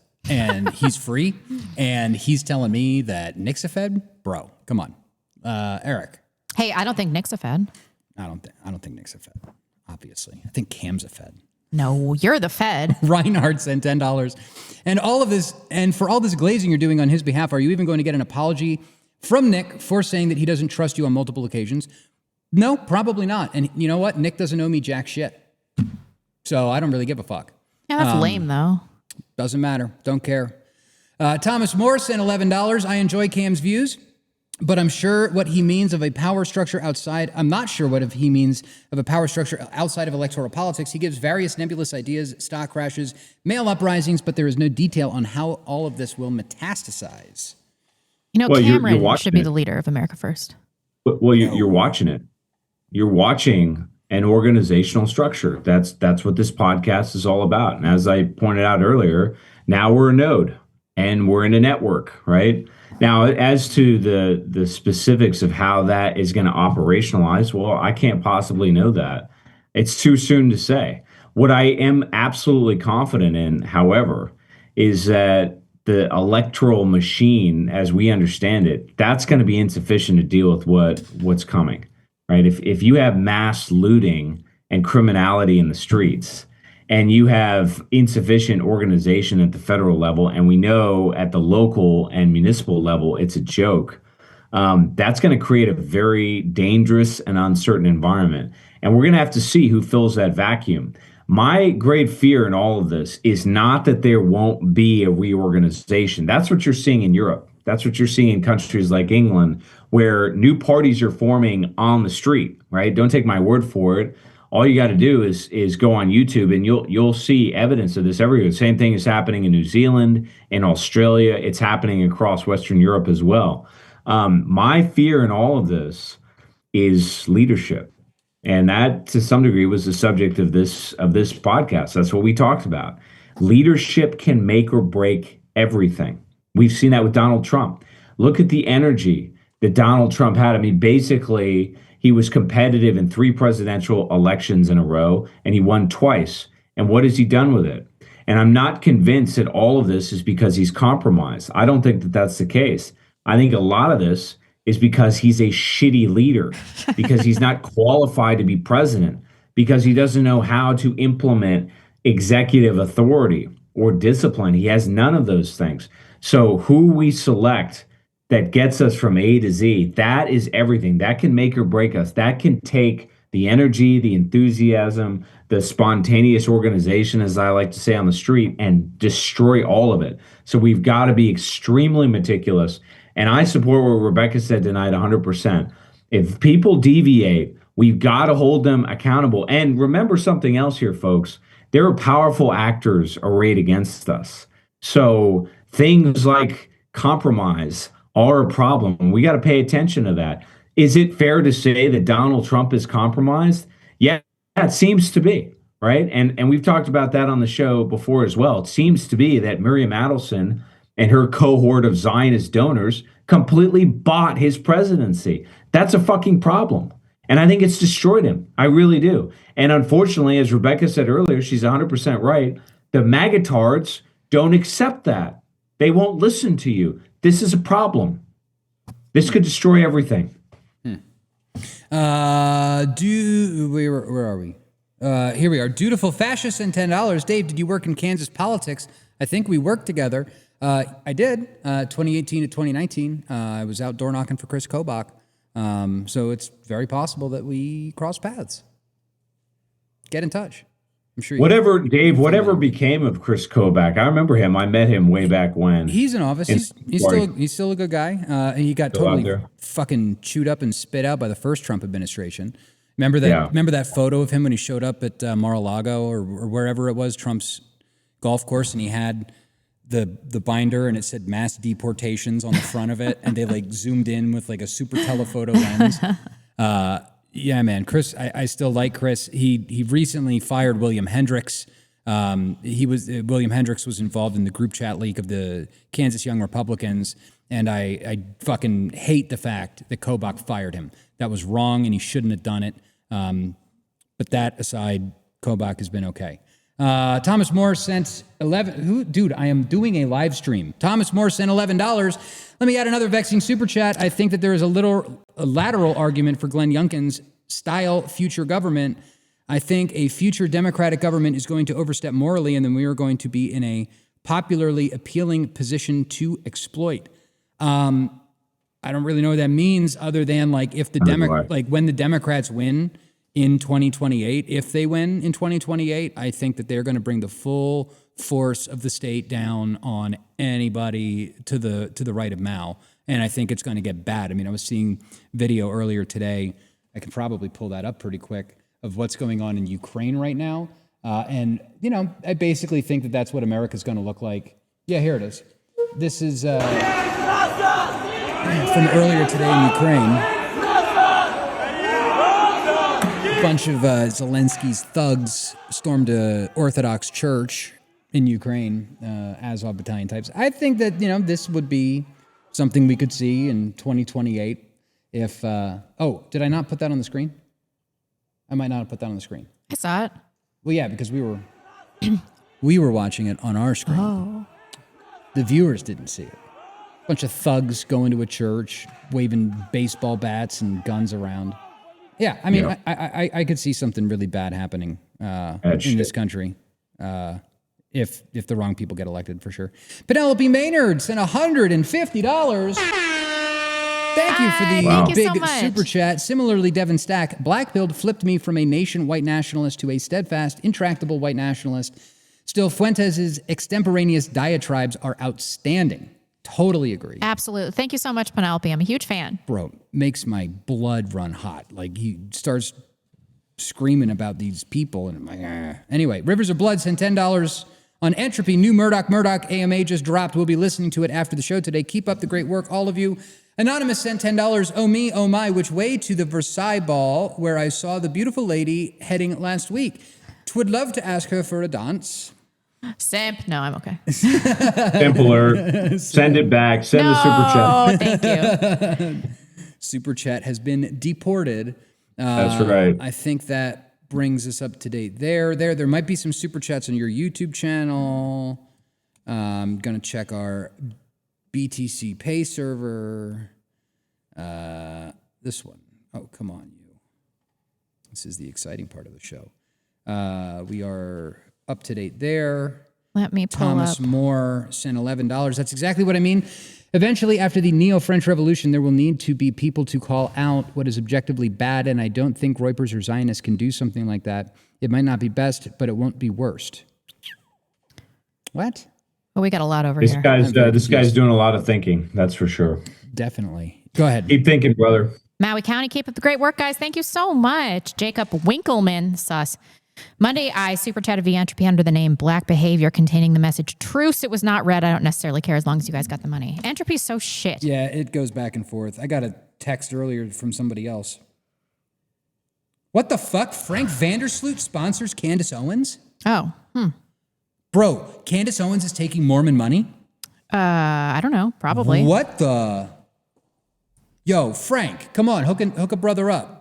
You gotta sponsor our podcast. Yeah, really. Jake Winkleman again. I can't imagine being more emotional than a woman for offering mild criticism of Nick. I didn't realize Nick was Christ incarnate. Don't get him started again, guys.